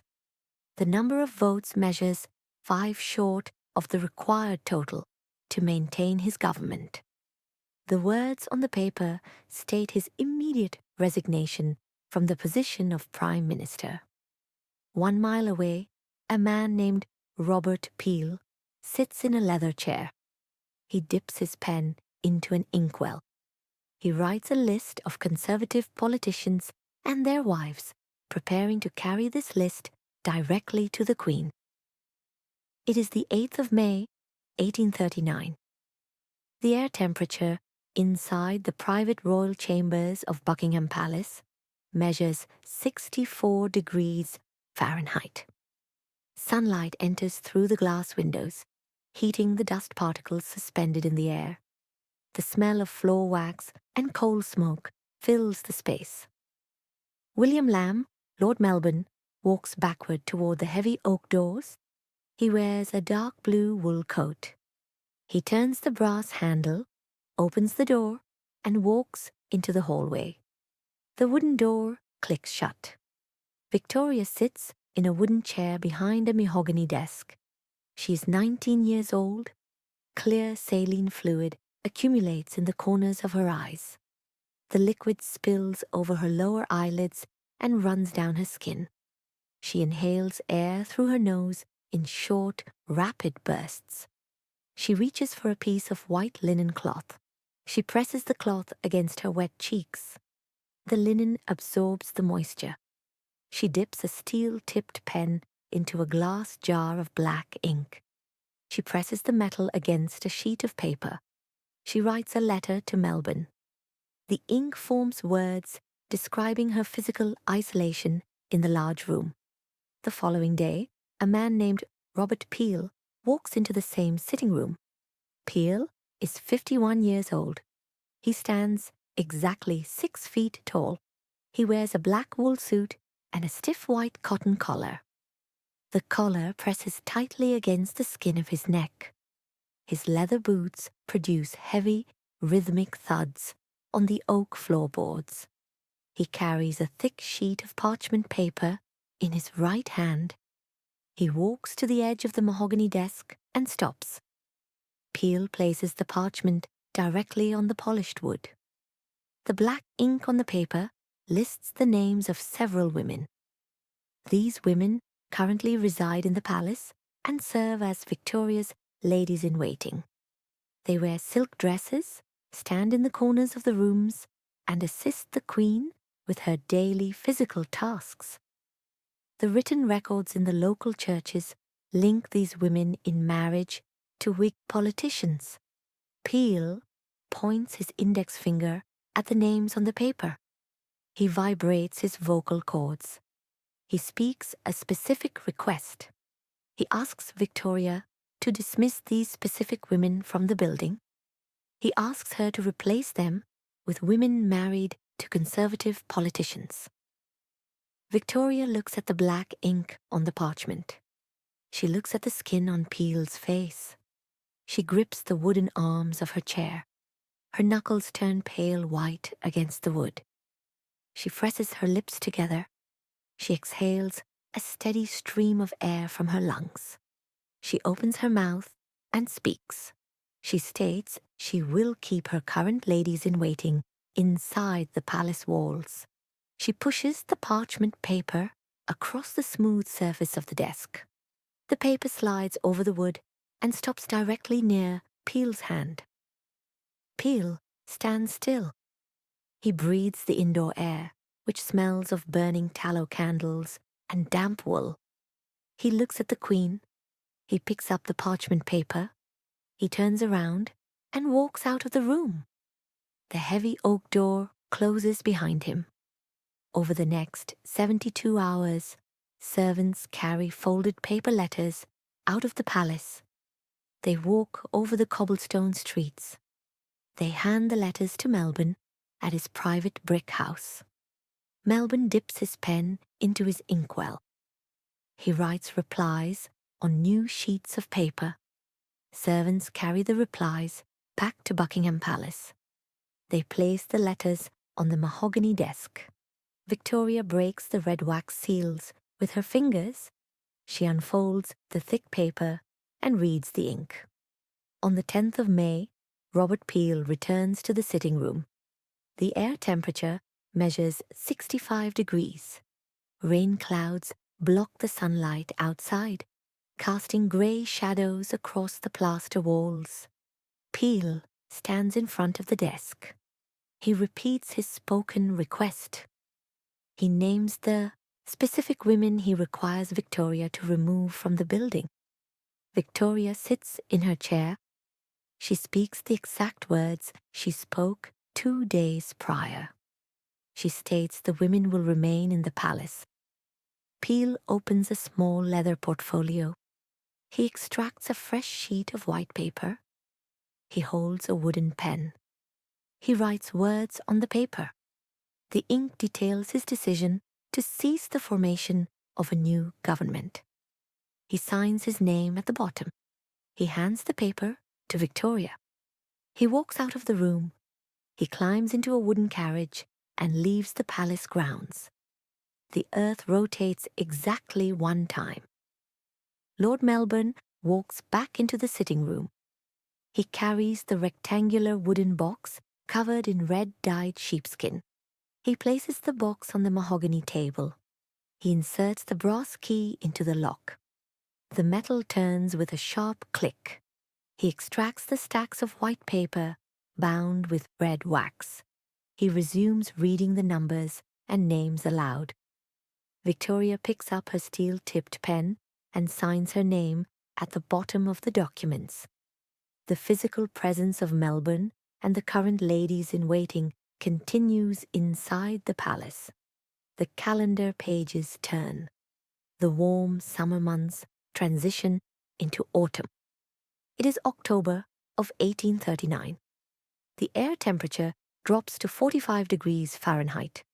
Prince Albert of Saxe-Coburg and Gotha travels across the English Channel in a wooden ship. He rides a horse-drawn carriage to the stone walls of Windsor Castle. He walks up the grand staircase. He enters the drawing room. Victoria stands on the wool rug. She looks at his broad shoulders and blue eyes. 5 days later, Victoria and Albert sit together on a velvet sofa. Victoria opens her mouth. She speaks a sequence of words offering him a legal marriage contract. Albert nods his head. He speaks words of agreement. Tailors arrive at Buckingham Palace carrying woven baskets and leather bags. They pull out long, white, cotton measuring tapes and steel scissors. They instruct Victoria to stand in the center of the room. They wrap the cotton tape around the circumference of her waist, her chest, and her shoulders. They write the numerical measurements in small notebooks. The tailors unroll bolts of heavy white silk satin onto large wooden tables. The white fabric reflects the light from the windows. The steel blades of the scissors slice through the thick silk, producing a sharp, sliding sound. The tailors thread thin steel needles with white cotton thread. They push the needles through the layers of silk, pulling the thread tight. They stitch panels of handmade Honiton lace onto the collar and sleeves. They construct an intricate, heavy white dress. The earth continues to rotate. The calendar reaches the 10th of February, 1840. Thick grey rain clouds gather in the sky above the brick walls of St. James's Palace. Water droplets begin to fall through the cold air. It is the 10th of February, 1840. The air temperature outside St. James's Palace measures 42 degrees Fahrenheit. Liquid water falls from the grey clouds. The water droplets strike the stone walls and the lead seams of the stained glass windows. The impacts produce a continuous, rhythmic tapping sound. Inside the Chapel Royal, the air temperature measures 60 degrees.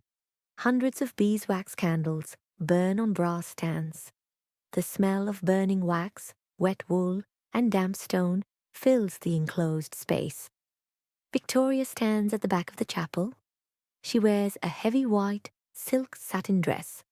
A train of white silk trails exactly 18 feet behind her on the stone floorboards. 12 young women walk directly behind her, holding the edges of the white fabric in their bare hands. Victoria walks forward. Her leather shoes step onto the woven carpet. The layers of silk and petticoats produce a continuous rustling sound. Albert stands near the wooden altar. He wears the red wool tunic of a British field marshal. Gold-braided cords hang from his shoulders. The brass buttons on his chest reflect the yellow candlelight. He watches Victoria walk toward him. The Archbishop of Canterbury stands behind the altar. He reads Latin and English words from a thick leather-bound book. Albert opens his mouth and speaks words of agreement into the air. Victoria speaks words of agreement. Albert holds a solid gold band in his right hand. He pushes the metal ring over the knuckle of Victoria's fourth finger. The warm gold band rests flat against her skin. They walk to a wooden table. They dip steel pens into glass inkwells. They trace their names with black ink onto the parchment pages of the marriage register. In the following weeks, printing presses in London press metal type, covered in black ink, onto coarse paper. The ink forms sentences describing the specific white silk dress and the Honiton lace. Delivery boys carry the newspapers to tailor shops and private brick houses. Women read the ink on the page. They walk to textile merchants on the cobblestone streets. They hand over copper and silver coins. They purchase bolts of white silk and white cotton. They use steel scissors to cut the white fabric. They use steel needles to sew white dresses for their own wedding ceremonies. Merchants on wooden ships carry the printed descriptions across the Atlantic Ocean. Tailors in North America repeat the exact same physical process of cutting and sewing white fabric. Back inside Buckingham Palace, the air temperature drops to 50 degrees during the winter nights. Albert walks through the long, drafty corridors. He wears a dark wool coat. His leather boots strike the oak floorboards, creating sharp, echoing thuds. He carries a small leather notebook and a graphite pencil. He observes the physical movements of the palace servants. He watches a man in a green coat lay wooden logs in the marble hearth. He watches a second man in a blue coat carry a bucket of coal into the room. He watches a third man strike a sulfur match to light the fire. He records the number of men and the number of physical steps required to ignite the coal. Albert sits at a mahogany desk. He uses his graphite pencil to draw columns and rows on a sheet of white paper. He writes lists of instructions. He consolidates the physical tasks. He assigns the wood gathering, the coal carrying, and the match striking to a single individual. He walks to the kitchens and the storage rooms.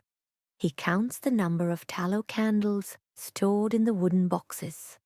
He counts the number of partially burned candles discarded in the trash bins. He writes a new rule on paper, requiring servants to burn every candle down to a specific fraction of an inch before retrieving a new one. He calculates the weekly consumption of bread, meat, and wine. He locks the storage room doors and places the heavy brass keys into his own pockets. The volume of coal and food consumed by the palace drops. In Victoria's private sitting room, servants carry a second mahogany desk into the space. They place the wooden legs directly beside Victoria's existing desk. Victoria sits in her chair. She opens the red leather-bound boxes from the government ministers. She extracts the thick paper documents. Albert sits in the chair beside her. He reaches out his hand. He touches the edge of the paper. He pulls the document closer to his eyes. He reads the black ink detailing naval ship deployments and treasury accounts. He dips his steel pen into the glass inkwell. He presses the metal tip to the paper. He writes notes in the margins. He hands the paper back to Victoria. She reads his notes. She dips her own pen and signs her name at the bottom of the page. In the evening, the coal fire burns in the iron grate. The temperature near the hearth reaches 70 degrees. Victoria and Albert sit on a velvet sofa. The wool fabric of his coat presses directly against the silk fabric of her dress. Albert breathes in a slow, steady rhythm. Victoria's chest rises and falls in exact synchronization with his breathing. They sit in the quiet room for hours. The only sounds in the space consist of the crackling coal and the turning of thick paper pages in the books they read. The Earth completes multiple orbits around the Sun. The calendar reaches the spring of 1851. Albert continues to read the state papers and draw diagrams on thick parchment. He traces graphite lines depicting massive architectural structures. Ironworkers drive large wooden stakes into the damp soil of Hyde Park in London. Men unload thousands of heavy iron girders from horse-drawn carts. Glassmakers carefully unpack flat, transparent rectangular panes of glass from wooden crates lined with dry straw. They assemble precisely 300,000 panes of glass. They construct a building measuring over 1,000 feet long entirely out of iron and glass. It is the 1st of May, 1851. The air temperature inside Hyde Park in London measures 62 degrees Fahrenheit. A massive structure sits on the damp soil. The building measures exactly 1,848 feet in length. Ironworkers and carpenters spent the previous 9 months driving heavy wooden stakes into the ground and bolting cast iron columns together. The structure consists of these iron columns and precisely 300,000 flat, rectangular panes of transparent glass. The glass panes slide into wooden grooves. Sunlight passes directly through the glass roof and the glass walls. The light hits the interior wooden floorboards, forming precise grid patterns of light and shadow across the length of the building. The enclosed air smells of damp earth, fresh pine sawdust, and hot iron. Victoria walks across the wooden floorboards. She wears a pink silk dress with layers of stiff cotton petticoats. Her leather shoes produce a steady clicking sound against the wood. Albert walks exactly 1 foot to her right. He wears a dark blue wool coat and grey wool trousers. The ambient temperature inside the glass building rises to 72 degrees as the sun climbs higher in the sky. Tens of thousands of men, women, and children stand along the edges of the central aisle. They wear heavy wool coats, dyed cotton dresses, and leather boots. Their vocal cords vibrate simultaneously. The overlapping physical sound waves produce a low, continuous roar that bounces off the glass ceiling. Victoria and Albert stop in front of a massive stationary steam engine. The engine consists of heavy cast iron plates, polished brass pipes, and large steel gears. A worker, wearing a thick canvas apron, shovels black coal into a brick furnace located beneath a large cylindrical water boiler. The coal burns, glowing bright orange. The heat transfers through the metal into the water. The water boils and turns into pressurized steam. The expanding steam pushes a heavy brass piston upward inside a metal cylinder. The piston connects to a massive steel flywheel. The wheel rotates at a high velocity. The moving metal parts produce a loud, rhythmic clanking sound. The smell of burning coal dust and hot lubricating oil fills the immediate area. They continue walking down the wooden aisle. They observe a wooden table holding a brass telegraph machine. A man presses his index finger against a metal lever.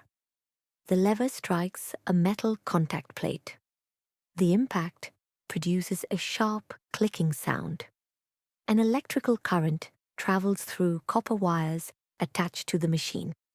The wires run out through the glass walls and connect to tall wooden poles planted in the dirt, carrying the physical current across land masses. Victoria looks at the physical objects resting on long wooden display tables lined with green felt. She sees woven silk carpets from the Indian subcontinent, dyed with blue indigo and red madder root. She sees blocks of carved mahogany furniture from North America. She sees raw cotton bales bound with hemp rope from the African continent. She sees chunks of yellow gold ore extracted from the soil of Australia. Outside the glass walls, long lines of people stand on the grey gravel paths. Over the next 5 months, exactly 6 million human beings walk through the iron doors of the glass building. Each person reaches into a wool pocket or a leather purse. They pull out silver shilling coins and copper pennies. They place the metal coins into the bare hands of ticket clerks. The clerks drop the coins into heavy wooden lockboxes. The metal coins strike each other, producing a continuous clinking sound. The physical weight of the lockboxes increases as thousands of coins accumulate inside the wooden walls. Palace accountants later sit at mahogany desks. They dip steel-tipped pens into glass jars of black ink. They write the final tally of the collected coins on thick parchment paper. The numbers detail a massive accumulation of financial capital. Albert reads the ink on the paper. He uses a graphite pencil to draw plans for new stone museums to be built on the soil of South Kensington using the collected coins. Victoria and Albert return to Buckingham Palace. They sit together on a velvet sofa in the sitting room. The physical demands of walking through the exhibition require Victoria to rest the muscles in her legs and back. Over the course of her adult life, the physical processes of human reproduction occupy a significant portion of her time. Her abdominal cavity expands 9 separate times. The skin and muscles of her midsection stretch outward to accommodate the growing physical mass of an infant. The bones in her lower spine shift to support the increasing forward weight. She spends exactly 81 months of her life carrying the physical weight of pregnancy. The Earth completes 2 more orbits around the Sun. The calendar pages turn forward. The year becomes 1853. The month of April arrives. The air temperature inside the private royal apartments at Buckingham Palace measures 68 degrees Fahrenheit. Coal burns steadily in the marble hearth. Victoria lies flat on her back on a thick feather mattress. Sweat pools on her forehead and runs down her neck. Her abdominal muscles contract in sharp, rhythmic spasms. She exhales loudly through her mouth, pushing the air past her vocal cords. A physician named John Snow walks up the carpeted wooden stairs. He wears a black wool suit. He holds a small glass bottle in his right hand. The bottle contains a clear chemical liquid. He carries a folded white linen handkerchief in his left hand. His leather shoes step onto the floorboards of the bedchamber. He approaches the side of the wooden bed frame, preparing to apply the chemical liquid to the linen cloth. It is the 7th of April, 1853. The air temperature inside the private royal apartments at Buckingham Palace measures 68 degrees Fahrenheit. Sunlight enters through the tall glass windows, casting rectangular blocks of yellow light onto the thick woven wool carpet. A coal fire burns in the marble hearth. The burning coal emits a low crackling sound and a smell of sulphur. Victoria lies flat on her back on a heavy oak bed frame. A thick mattress stuffed with goose feathers supports her body weight. White linen sheets cover her legs. Sweat pools on her forehead. The water droplets run down her temples and soak into the white cotton pillows. Her abdominal muscles contract. She inhales air through her mouth in rapid, shallow bursts. She expels the air forcefully. Her chest rises and falls with heavy, repeated physical effort. A physical expansion of her midsection stretches the skin and muscle tissue outward. An infant grows inside her abdominal cavity. This event marks the birth of her 8th child. Over the complete span of her physical lifespan, Victoria undergoes 9 separate pregnancies. She spends exactly 81 months carrying the additional mass of developing infants. The added physical weight forces the bones in her lower spine to curve forward. The mechanical pressure strains the thick ligaments in her pelvis and the cartilage inside her knee joints. The heavy oak door opens. A physician named John Snow steps onto the wool carpet. He wears a black wool suit and a stiff white cotton shirt.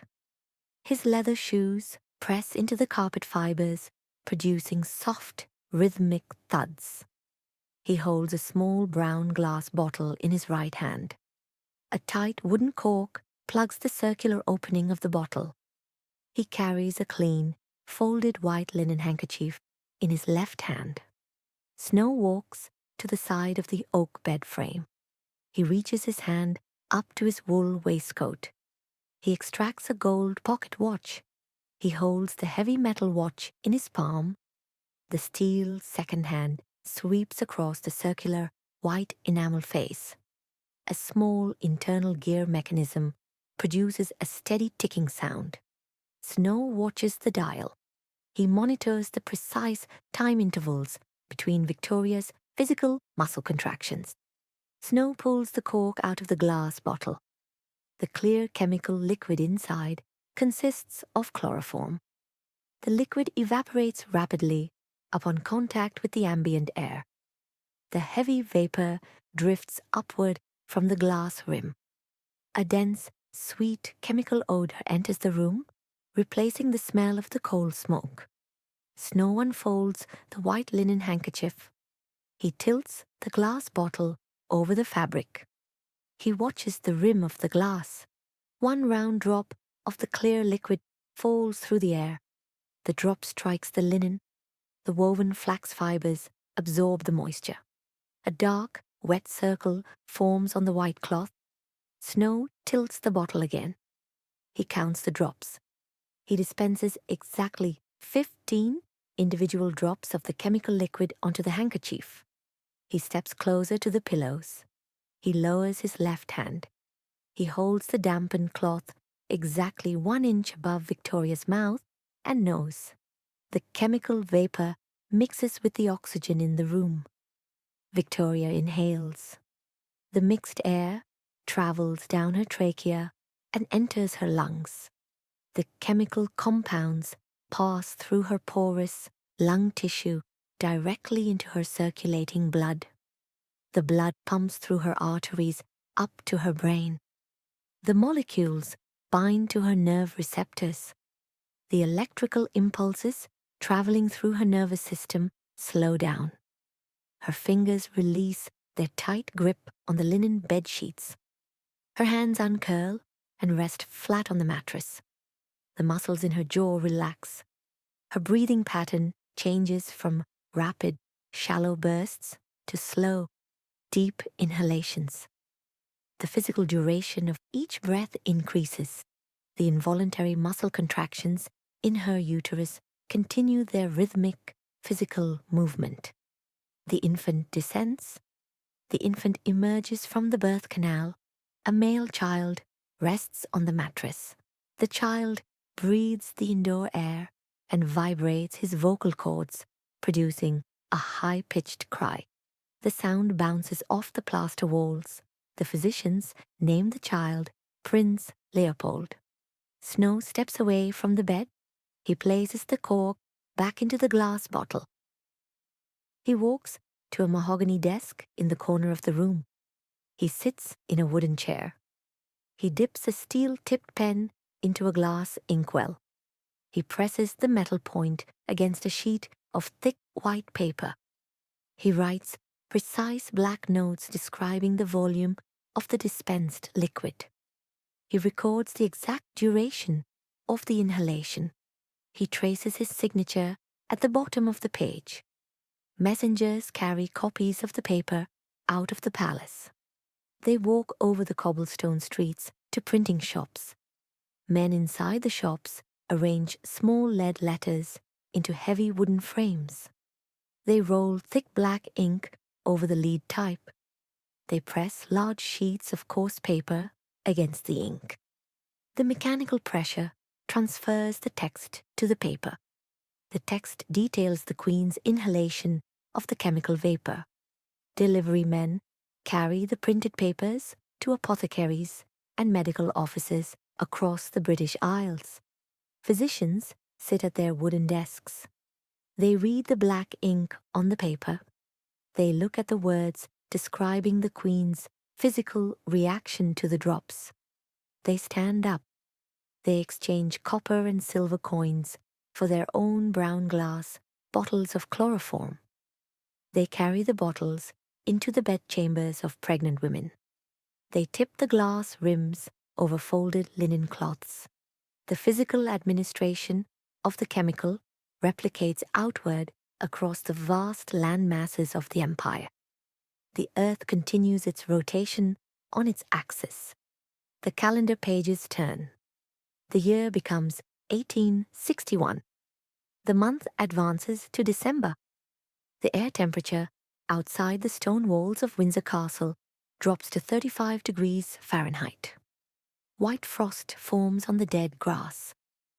Inside a dark, somber room within the castle, Prince Albert lies flat on his back on a feather mattress. Sweat coats the pale skin of his face and neck.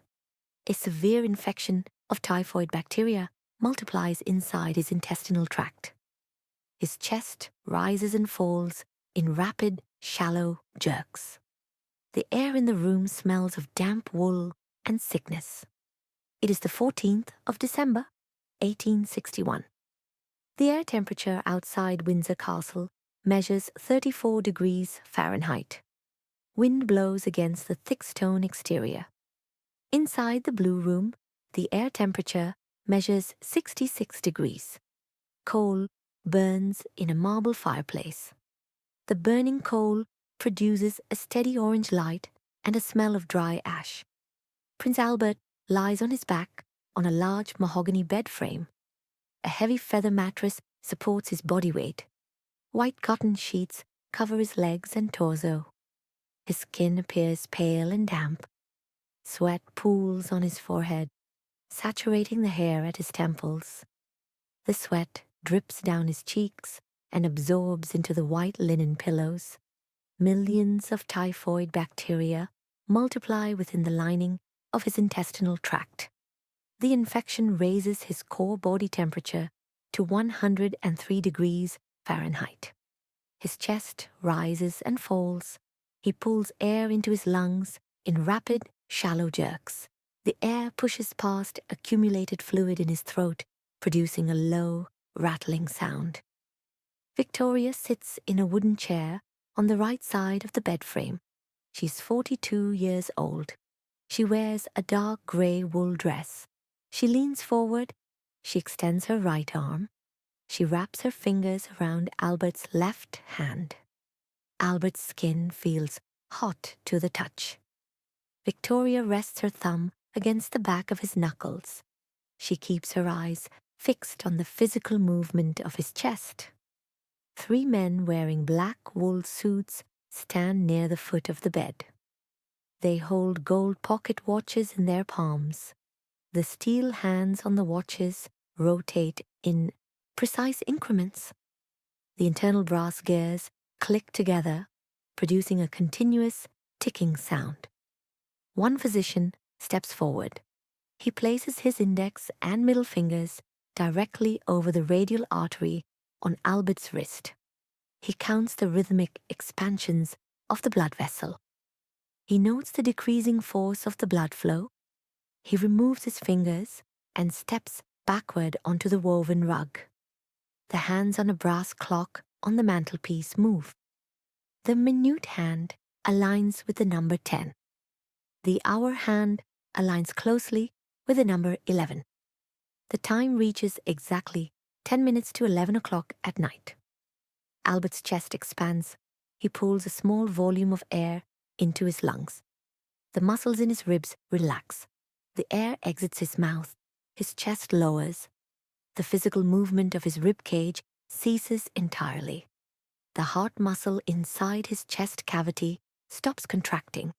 The blood inside his arteries and veins stops flowing. The oxygen supply to his brain halts. The muscles in his face slacken. His jaw drops downward slightly, parting his lips. The physician steps forward again. He places 2 fingers against the side of Albert's neck. He presses into the skin over the carotid artery. The blood vessel remains completely still. He looks at Victoria. He lowers his head. Victoria squeezes Albert's hand. Her muscles contract, pulling her fingers tightly against his skin. Clear saline fluid floods the surface of her eyes. The liquid spills over the rims of her eyelids.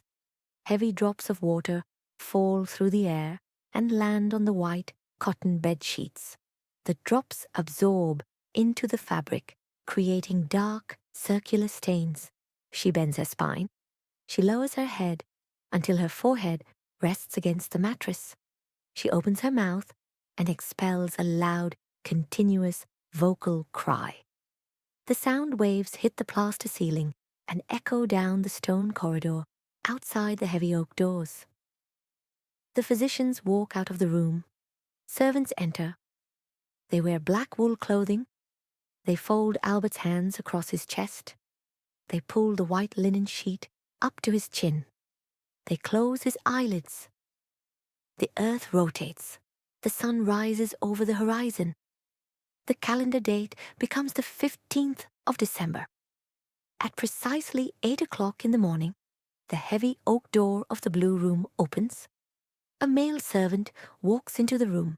He carries a heavy copper jug filled with boiling water. The hot water emits white steam into the cool air. The steam carries the smell of heated copper and mineral water. The servant approaches a wooden washstand located in the corner of the room. He tilts the copper jug. The boiling water splashes into a large ceramic basin. He places a folded white linen towel on the wooden surface beside the basin. A second servant enters the room. He holds a clean white cotton shirt and a pair of dark wool trousers. He walks to the edge of the mattress. He places the folded shirt and the trousers directly onto the bed covers. He walks to a wooden wardrobe. He opens the doors. He extracts a pair of black leather boots. He carries the boots to the side of the bed. He places the leather soles flat on the oak floorboards. Victoria stands in the doorway. She watches the servants perform these precise physical actions. She issues a vocal command. She instructs the servants to repeat this exact sequence of movements every single morning. The copper jugs of boiling water, the clean linen towels, and the folded clothes appear in the room on a daily schedule. The objects remain in their designated physical positions until the evening. The servants remove the cold water and the clothes. The following morning, the process repeats. Victoria walks down the corridor. She enters her dressing room. She opens her wooden trunks. She points her index finger at the brightly colored silk dresses hanging in the wardrobes. She instructs her maids to remove them. The maids carry the colored fabrics out of the room. Tailors arrive carrying bolts of heavy black silk and black wool crepe. They measure Victoria's waist and shoulders. They cut the black fabric. They sew heavy black morning dresses. Victoria puts on the black garments. She steps into a horse-drawn carriage. The carriage rolls over the cobblestones toward the railway station. A steam locomotive burns coal, producing thick black smoke. The iron wheels turn on the steel tracks, carrying her body 400 miles north toward the isolated stone walls of Balmoral Castle in the Scottish Highlands. It is October of 1868. The air temperature outside Balmoral Castle in the Scottish Highlands measures 42 degrees Fahrenheit. Rain falls from low grey clouds. The water droplets strike the granite stones of the castle exterior. Inside a second-floor sitting room, the air temperature measures 62 degrees. A peat fire burns there in a stone hearth. The burning earth produces a slow-moving grey smoke. The smoke smells of dried moss and damp soil. Victoria sits in a carved wooden chair beside a mahogany desk. She's 49 years old. She wears a dress constructed entirely of heavy black silk and black wool crepe. The dense fabric absorbs the yellow light from the oil lamps. A white cotton cap covers the hair on her head. She holds a steel-tipped wooden pen in her right hand. She dips the metal tip into a glass inkwell. She presses the wet steel against a sheet of thick white paper. The paper features a solid black border measuring exactly 1/2 of an inch wide. She traces words detailing the physical sensations in her body. She writes about the ache in her joints and the slow rate of her breathing. She places the pen on the desk. She remains inside the stone walls of the castle. 400 miles to the south, inside the Palace of Westminster in London, politicians sit on long, green leather benches. The air inside the chamber smells of beeswax and damp wool. A large wooden throne sits at the far end of the room. Red velvet covers the seat cushion. Thin layers of gold leaf cover the carved wooden arms and legs. Dust particles settle on the red velvet. The cushion remains completely smooth. Men wearing black wool suits hold printed sheets of paper. The black ink on the papers lists the exact number of days since the Queen last occupied the wooden throne. The men vibrate their vocal cords. They project loud sounds across the room. They state their demands for the physical presence of the monarch in the city. Back at Balmoral Castle, heavy footsteps strike the oak floorboards of the corridor. The heavy wooden door opens. A man walks into Victoria's sitting room. His name is John Brown. He stands exactly 6 feet tall. He wears a thick wool kilt woven in red, green and black tartan patterns. A leather pouch hangs from a metal chain around his waist. Thick wool socks cover his calves. He wears heavy leather boots with iron nails driven into the soles. The iron scrapes against the wood, producing sharp, rhythmic sounds. Brown smells of crushed heather, pipe tobacco, and horse sweat. Brown walks directly to the heavy velvet curtains covering the glass windows. He grips the thick fabric with his large, calloused hands. He pulls his arms apart. The metal rings slide along the wooden rod with a loud scraping sound. Grey daylight floods the room. He walks to a small wooden table near the hearth. He lifts a silver teapot. He pours hot brown tea into a porcelain cup. The liquid splashes against the ceramic sides. Steam rises from the surface of the tea. He places the cup on the desk directly in front of Victoria. Brown stands beside the chair. He looks directly at Victoria's face. He opens his mouth and speaks. The volume of his voice measures loud and deep in the quiet room. He instructs her to stand up. He points his thick index finger toward the glass window. He describes the oxygen in the outside air. He states the physical movement of her legs will push the blood through her veins. He reaches down. His thick fingers grip the black silk fabric covering her upper arm. He pulls upward. Victoria places the leather soles of her shoes flat on the floorboards. She pushes her body weight upward. She stands. Brown walks toward the open door. Victoria walks behind him. They move through the long stone corridors. They walk down the wooden stairs. They step out through the rear wooden doors of the castle. The wind moves at 15 miles per hour. The cold air hits Victoria's face. The ambient temperature cools the surface of her skin. She breathes the air. The air smells of wet pine needles and cold water. A small wooden cart sits on the gravel path. A brown Highland pony stands inside the leather harness. The pony exhales warm air. The moisture in the breath condenses into white steam. The animal stamps its iron-shod hooves against the gravel. Brown places his hands around Victoria's waist. He lifts her body upward. He sets her down onto the wooden seat of the cart. He pulls a heavy tartan wool blanket over her knees.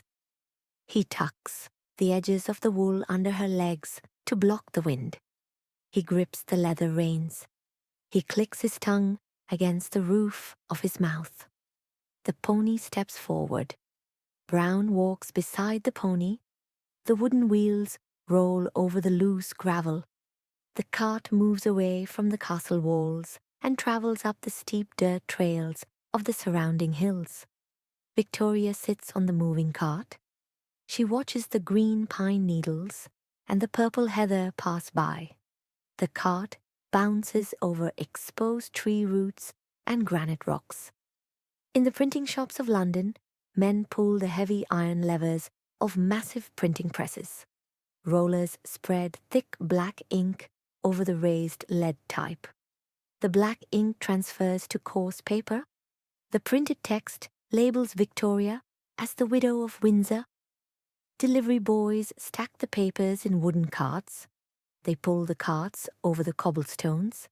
Citizens exchange copper coins for the printed sheets. They hold the paper in their hands. They read the ink. They observe the continuous physical absence of the Queen from the streets of the city. The crowds of people gathering near the palace gates thin out to single individuals walking past. The iron gates of Buckingham Palace remain closed.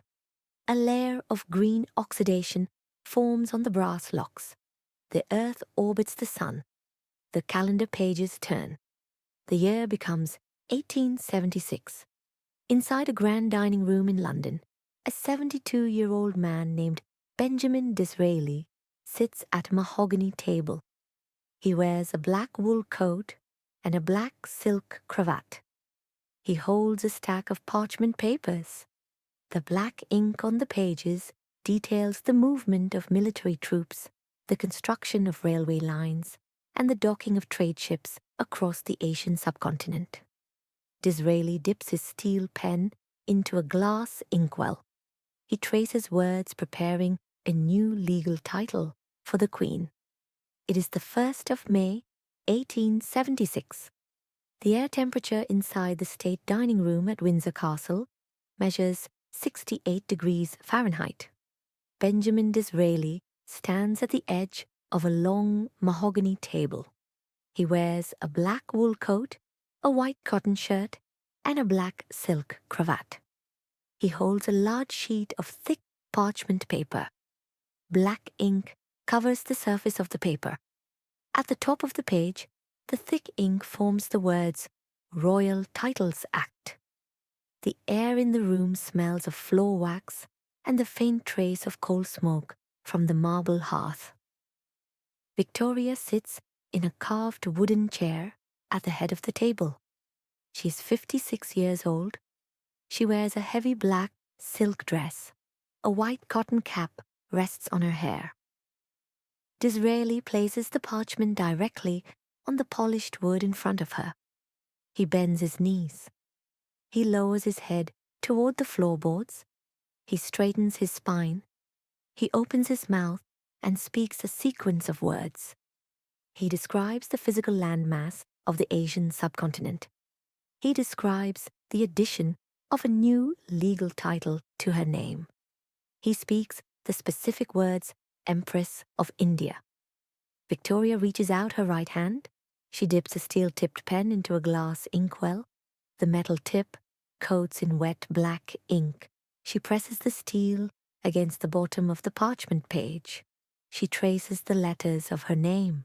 She adds the letters R and I directly next to her signature. The letters represent the Latin words Regina and Imperatrix. The wet ink absorbs into the dry paper fibers. A royal cartographer unrolls a massive paper map across the mahogany table. The map measures 5 feet wide and 4 feet long. Red ink fills the outlined borders of the Indian subcontinent. The colored ink covers an area representing exactly 1,700,000 square miles of physical Earth. This landmass sits precisely 4,100 miles away from the stone walls of Windsor Castle.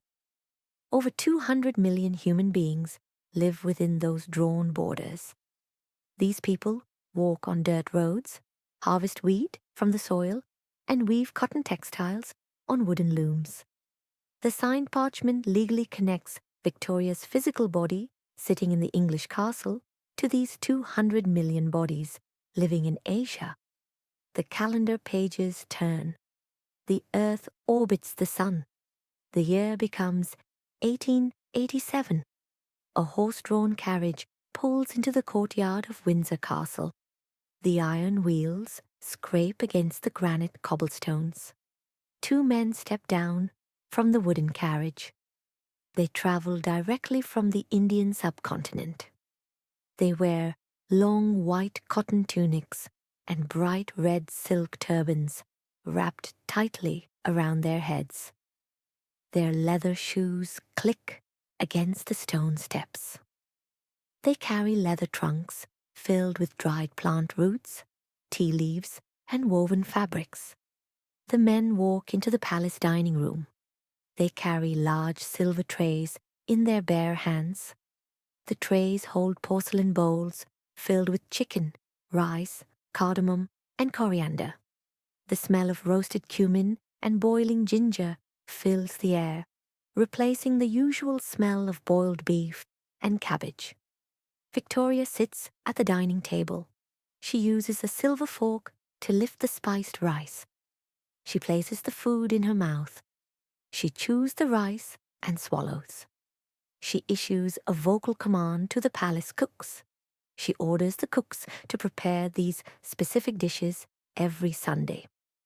One of the men, named Abdul Karim, walks into Victoria's private sitting room. He stands beside her mahogany desk. Victoria holds a small leather-bound notebook. The paper inside features empty horizontal lines. Karim points his index finger at the paper. He opens his mouth. He vibrates his vocal cords, producing the sounds of the Hindustani language.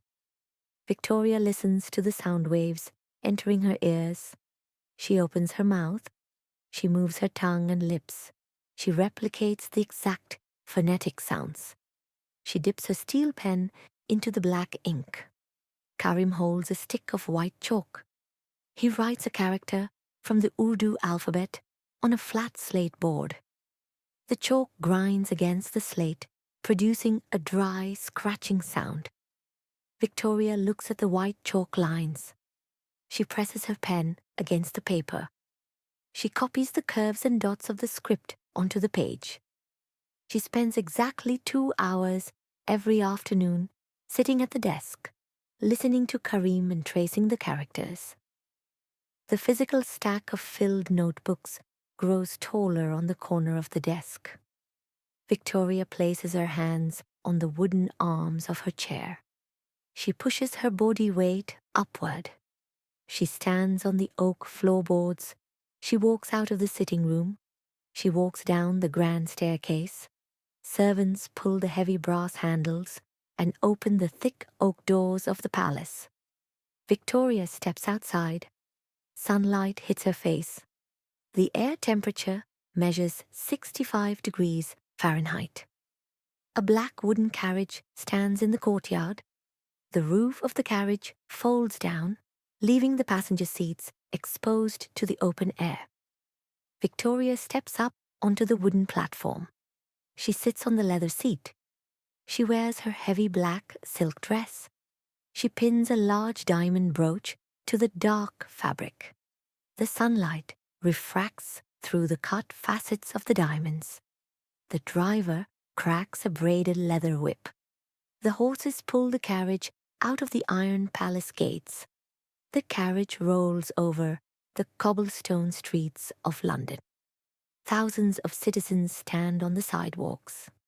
They wear thick wool coats and cotton caps. They look at the open carriage.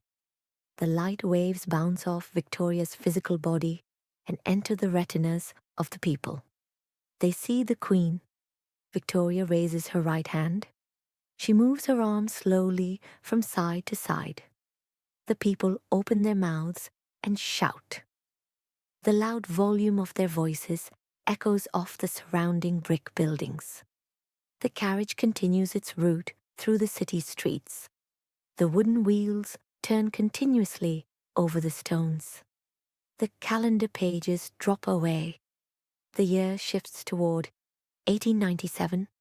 In the city squares, carpenters unload heavy wooden planks from horse-drawn carts.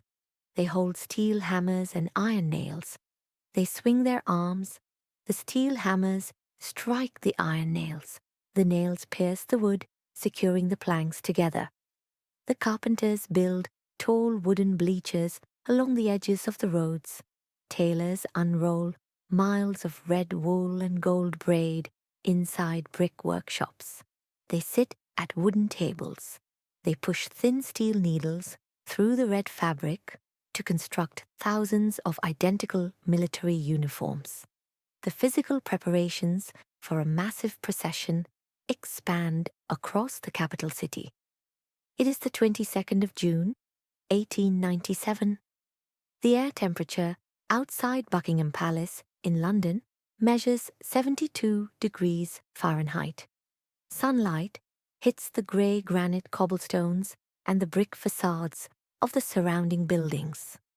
Millions of human bodies occupy the wooden bleachers and the paved sidewalks. Men and women wear thick wool coats, cotton dresses, and stiff straw hats. The collective body heat from the densely packed crowd raises the ambient temperature of the street by several degrees.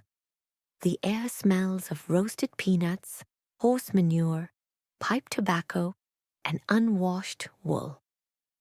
3 million citizens stand shoulder to shoulder along the 6-mile route. They open their mouths and push air past their vocal cords. The cords vibrate, producing a continuous, deafening roar. The sound waves travel through the air, bouncing off the glass windows and the stone monuments. Victoria sits inside an open wooden carriage. She is 78 years old. She sits on thick leather cushions stuffed with horsehair. The cartilage inside her knee joints is severely degraded. The ends of her femur and tibia bones rub directly against each other when she bends her legs.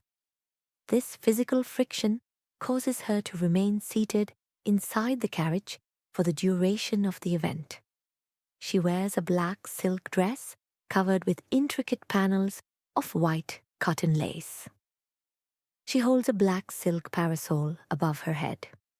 The silk fabric blocks the direct sunlight from striking the skin on her face. 8 cream-colored horses stand in leather harnesses at the front of the carriage. The driver pulls the thick leather reins.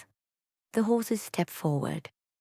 The iron-rimmed wheels of the carriage roll over the cobblestones. The suspension springs compress and expand, absorbing the physical shocks from the uneven road surface. Victoria sways slightly with the movement of the vehicle. Marching troops move in front of and behind the royal carriage. 50,000 soldiers walk in precise formations. The leather soles of their boots strike the granite stones at the exact same fraction of a second. The rhythmic thud of the boots vibrates through the ground. The men wear uniforms manufactured in different textile mills across the globe. Men traveling from the Canadian landmass wear brown wool uniforms and wide-brimmed felt hats. Men traveling from the Indian subcontinent wear blue cotton coats, white riding breeches, and yellow silk turbans. Men traveling from the Australian continent wear khaki canvas jackets. Men traveling from the African colonies wear dark wool tunics and white canvas helmets. These marching bodies represent massive physical territories. Cartographers map these regions using graphite pencils on large parchment sheets. The combined land masses, controlled by the British government, cover exactly 25% of the total surface area of the Earth. Over 400 million human beings live within these mapped borders. Military bands walk between the troop formations. Men blow air through brass tubes, vibrating their lips against metal mouthpieces. The brass instruments produce loud, sharp musical notes. Drummers hit animal skin drumheads with wooden sticks. The percussive strikes form a steady marching beat. The sound waves from the brass and the drums merge with the continuous vocal shouting of the crowd. The carriage arrives at the base of the stone steps outside St. Paul's Cathedral. The horses stop moving. Victoria remains seated on the leather cushions. Archbishops and clergy members wear heavy gold-threaded robes. They walk down the stone steps and stand directly beside the wooden wheels of the carriage. They hold leather-bound books and read words aloud into the open air. The smell of burning incense drifts from the cathedral doors and mixes with the smell of the horses. Victoria looks at the marching men and the millions of citizens standing on the wooden bleachers. Clear saline fluid accumulates in her tear ducts. The liquid volume increases until it spills over her lower eyelids. The salty water runs down the wrinkled skin of her cheeks. Her chest rises and falls in rapid, shallow movements. She reaches into the sleeve of her black silk dress. She extracts a white linen handkerchief. She presses the dry cotton fibers against her wet skin. The fabric absorbs the moisture. She lowers the silk parasol slightly toward her face. She continues to wave her right hand at the people standing on the sidewalks. 2 miles away, inside the Central Telegraph Office, a male operator sits at a wooden table. He holds his index and middle fingers over a brass telegraph key.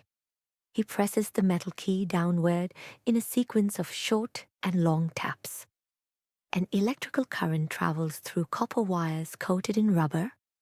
The wires run under the paved streets, traverse the countryside, and submerge deep beneath the salt water of the Atlantic and Indian Oceans.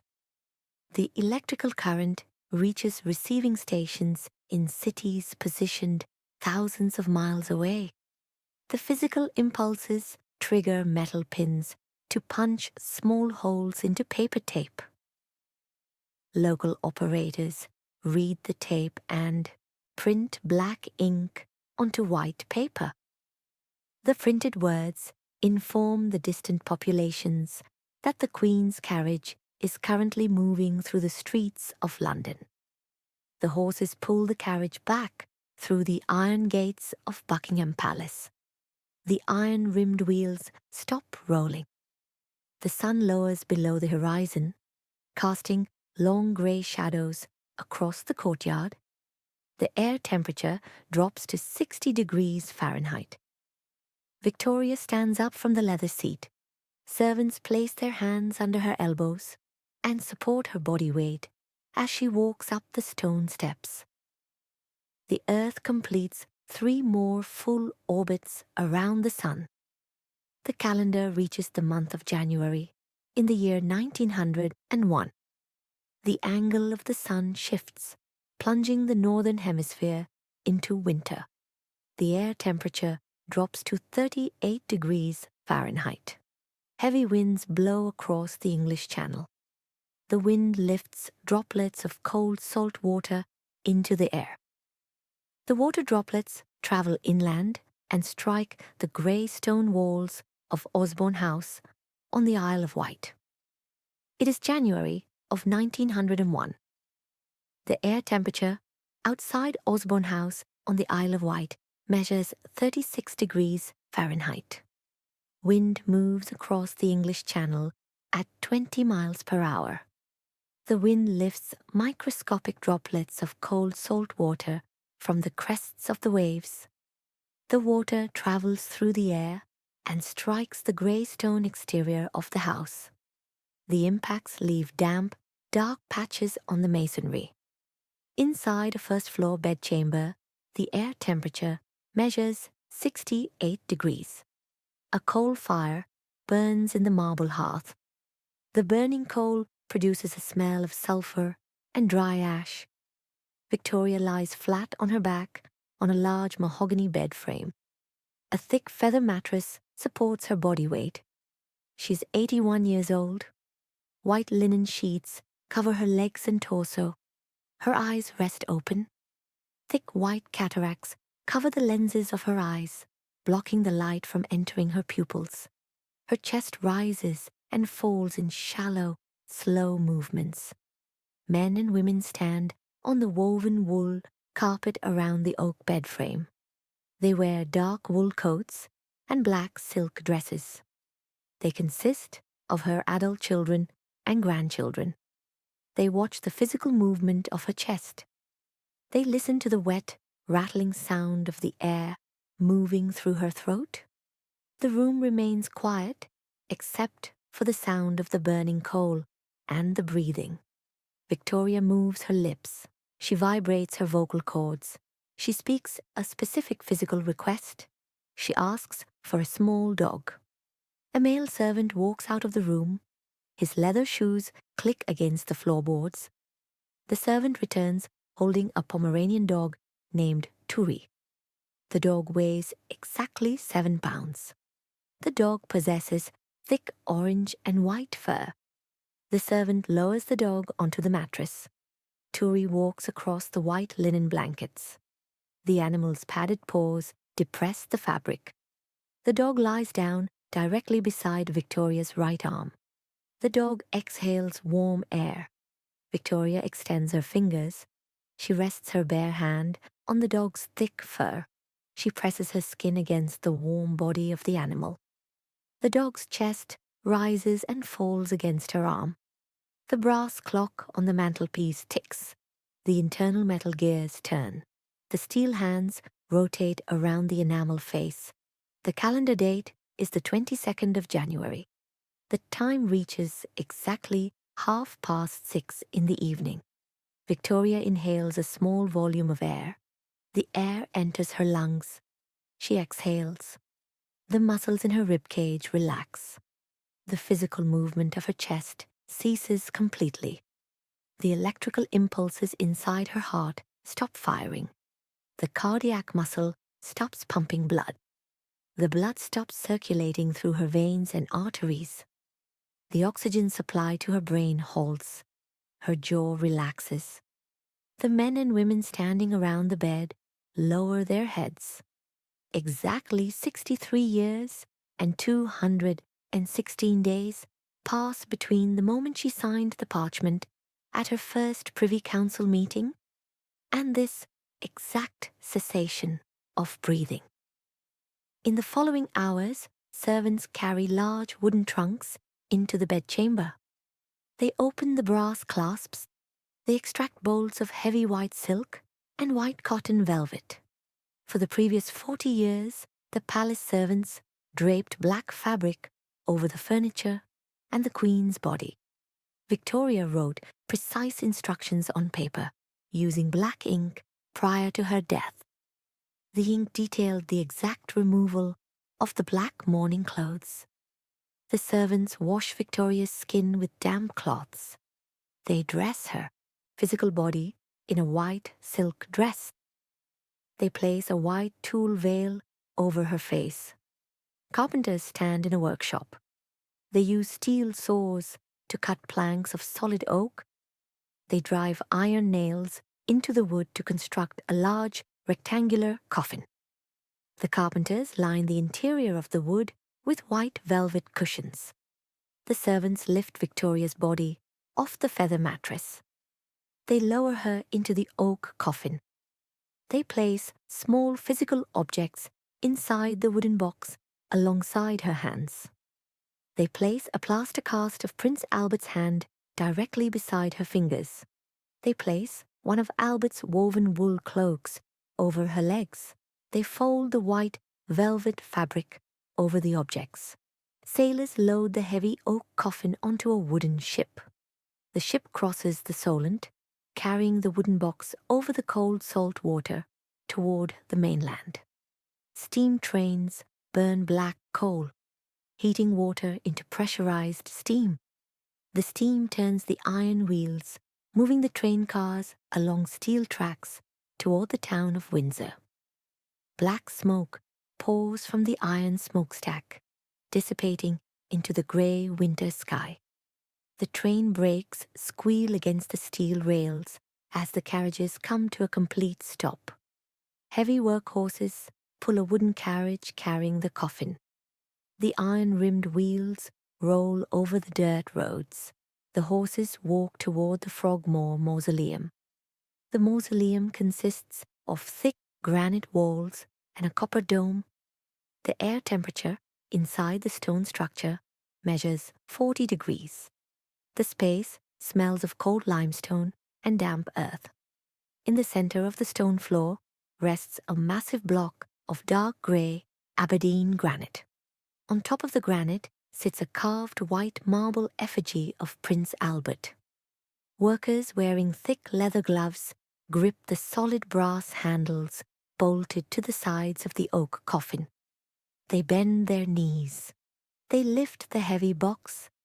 They lower the coffin into the hollowed stone sarcophagus directly beside the space holding Albert's remains. The wood scrapes against the granite walls of the cavity. The workers lift a second carved white marble effigy. This marble stone mirrors the exact physical dimensions of Victoria. They place the heavy marble directly over her section of the sarcophagus. The workers step back, they turn around and walk out of the mausoleum. The heavy oak doors of the structure swing shut. The iron bolts push into the metal brackets. The physical bodies remain resting side by side in the dark, cold